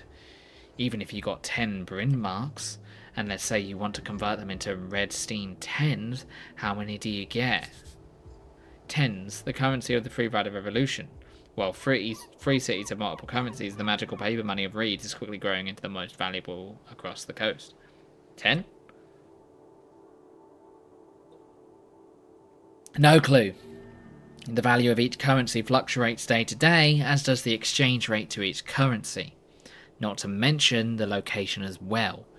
10s are powerful because of the far reach of the Free Strider trading charters. Bryn marks are nearly useless in Norvik, so the exchange rate, while still not nothing, is quite low. That makes Blood City corporations way less interested in investing here, which then perpetuates the weak value of their currency. Sigs of Old Diminor are used in some places, sure, but bring them out in Norvik and any shopkeeper will laugh at you. Hold out those shiny little crystal discs. Well, the penning isn't acceptable automatically, almost as if that's slightly less valuable than crown. Then the soul is, on the other hand, extremely valuable, just because of the Golden Horde's influence. Soul, the currency of the Golden Horde, a faintly self-glowing square coinage, a mixture of amber and gold. And then the Ilium Japana, Jean Parla, those weird little ice cubes. Well, I'm guessing you've never seen one, and never will. Take one to an exchange station, and they will quite literally think you're messing with them. But yeah, that's some info for you. He has been factual. He has been long-winded. Thank you. He nods and grins. Economy, you know, messy and fun. That's all I have to ask about stocks. Hope you're learning something, cleric. What about alignment? Ah, yes.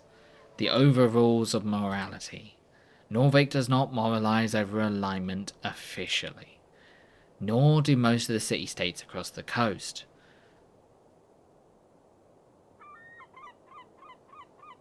And you being a devil are, you know, yes, you're evil.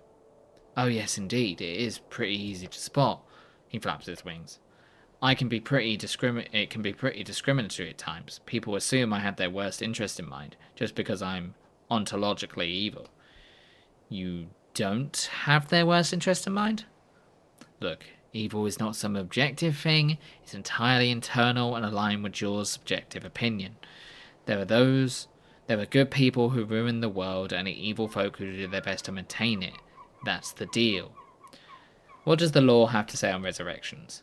That's one hell of a question. He smirks for a while. Dame's enjoying his pun before moving on. What a sociopath. Higher tier resurrections aren't illegal, they're just not available anymore. These are a handful of known divine resurrection spells. What about low-level resurrections? There's Revivify, that's it. High-ranking officials love having clerics around for that one spell. Bunch of pussies.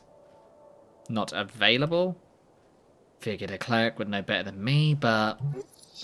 Sass. Spells over 4th or 5th are rarely seen these days. If you want to know why, go pray. Your god grants you magic. In his wisdom, he only grants higher power when needed. In your lifetime, it has not been needed a lot. After Earth died, it's been a bit hard for even the top-ranking clerics to manage high-tier magic. At least if you believe the rumours of the towers, which you should. Does a murder still count if the victim is resurrected? Thinks about the question for a bit. There's been cases. Heard of a man stabbed in a bar fight, bled out just in time for a drunk cleric to arrive, cast a Revivify, and the bloke lived. The stabber ended up being charged with major transgression of personal well-being, and that's not murder per se, but I'd argue it had more to do with the felonies.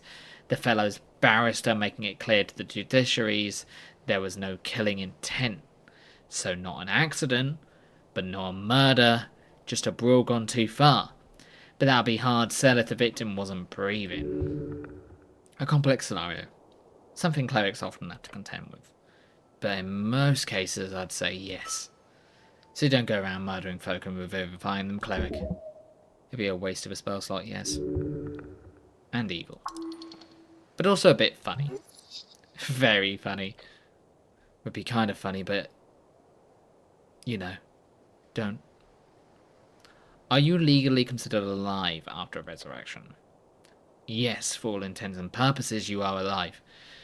Undeath, on the other hand, would be a very different affliction. And how is that defined? So long as the necromancy is considered of divine origin, and the soul is returned to a healthy body, then it is considered a normal resurrection. If the origin is more black magic shit, as they say, or some kind of corpse animation, then it would be considered a bodily sacrilege. That's a top-tier criminal offence. How top is it? Oh, it's up there. Does death absolve you of your crimes? Now you're asking the real questions. But no, it does not. There's been actual laws signed in old kingdoms over this shit. He leans in, looking excited. You got the devil going. That's a good thing? Oh, he's dancing for you. Keep it up and he'll love you to death. So classic story, alright? Real bad guy is caught murdering his neighbour. Real sick shit. He's executed after a quick trial. Justice wins again. Everyone's happy. But surprise! Some holy man raises them up a couple of months later. Death and rebirth. Holy man or foul necromancer. In this situation, the bad guy did technically pay for his crimes. His life was taken by the state. Just because somebody gave it back to him doesn't change that fact, right? Well, people weren't too happy with that, as you can imagine. Thus, the common legal term these days for capital punishment is DIP. Death in perpetuity. Stands for death in perpetuity. Kind of funny when you think about it. I follow the law. Good. Then you're better than most. So to keep criminals DIP'd, most states tend to hide, lock them up, or simply burn corpses and spread the ashes using non-resurrectable methods. So a properly DIP'd dead guy shouldn't be able to return with the use of some miraculous 9th level spell, which obviously these days isn't too likely. That's all I wanted to ask about resurrections. What about Charm Person? Charm Person! Such a fascinating spell. Of course, all spellcasters are required to be resident in Norvik. It's the same in all not completely chaotic city-states. There are certain spells that are just not allowed at all, like Fireball was a popular example. Fireball, a 3rd level evocation spell, causes fire to emerge at a given point, spreading within a 20-foot radius, filling up available space. But Charm Person is, despite its devilish mind control, legal. If it's cast by a registered cleric or city-hired interrogating mage. Private entities are not allowed to learn or cast it, though I can promise you many still do. Can I cast it on you? Sure, but it'd be a waste. Since I'm already your friend, cleric. Shoots you with a devilish grin. I have some questions about PPG. A permission of public gathering. Yeah, I think I know what you're getting at. He throws a look over his shoulder. He is aware of the dwarf's plight. What's a PPG? Liam takes a deep breath.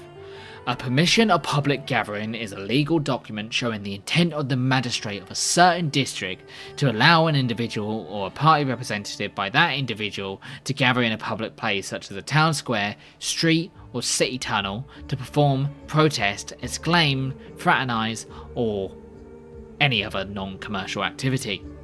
Can I have a PPG? Not from me, asked Darrow. Darrow, one of the original Earth Guide houses to found Norvik with Earth. Their bloodline can still be found in high positions all around the sea. Nicholas Darrow, chosen magistrate of Tolstead, a man known for little else than being the great-grandson of Morgause Darrow, the legendary right-hand man of Earth. Morgause Darrow, the first paladin of Earth, founded the Earth Guard, as well as the illustrious Darrow bloodline, known for his bravery and inability to be damaged in battle. Died of a heart attack at age 40. His passing is used as an example of the importance of aging men to keep track of cardiovascular diseases. Or maybe don't, unless you got some really important message to deliver to the people. Okay. Yep. How long does it take to get a PPG? A week. Depends on your contacts and your pouch. That's all about the PPG. I'm getting hungry. Should get a snack soon. Oh, you were saying? You heard about the tea shop? Yeah, of course. Pretty hard to miss when flying past Tolstead. What's your take? It blew up. Not sure what else you want to hear. Why do you think it blew up? Honestly, I haven't seen a blast zone like that one since the Coast Wars. And you didn't hear this from me, but this little man trusts you. He is your friend. That scorch mark looks like those from a fireball, but not the kind you get from those tricky happy pit fiend.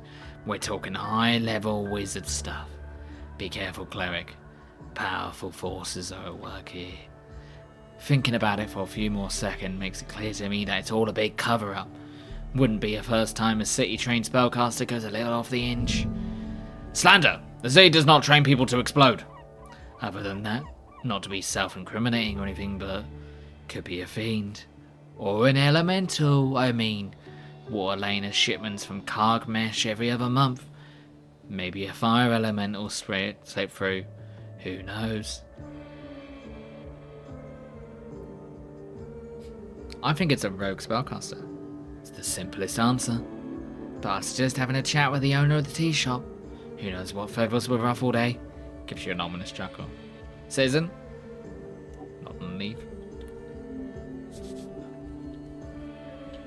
The Goblin Garden is ahead. You feel it. I think we are probably done for today. I think that was a lot of fun, and I'm very happy with finally getting to play this game after not being able to play it for a while. I'm very excited about what comes next. So I'm going to save. We're going to go to the Just Chatting screen, and we are going to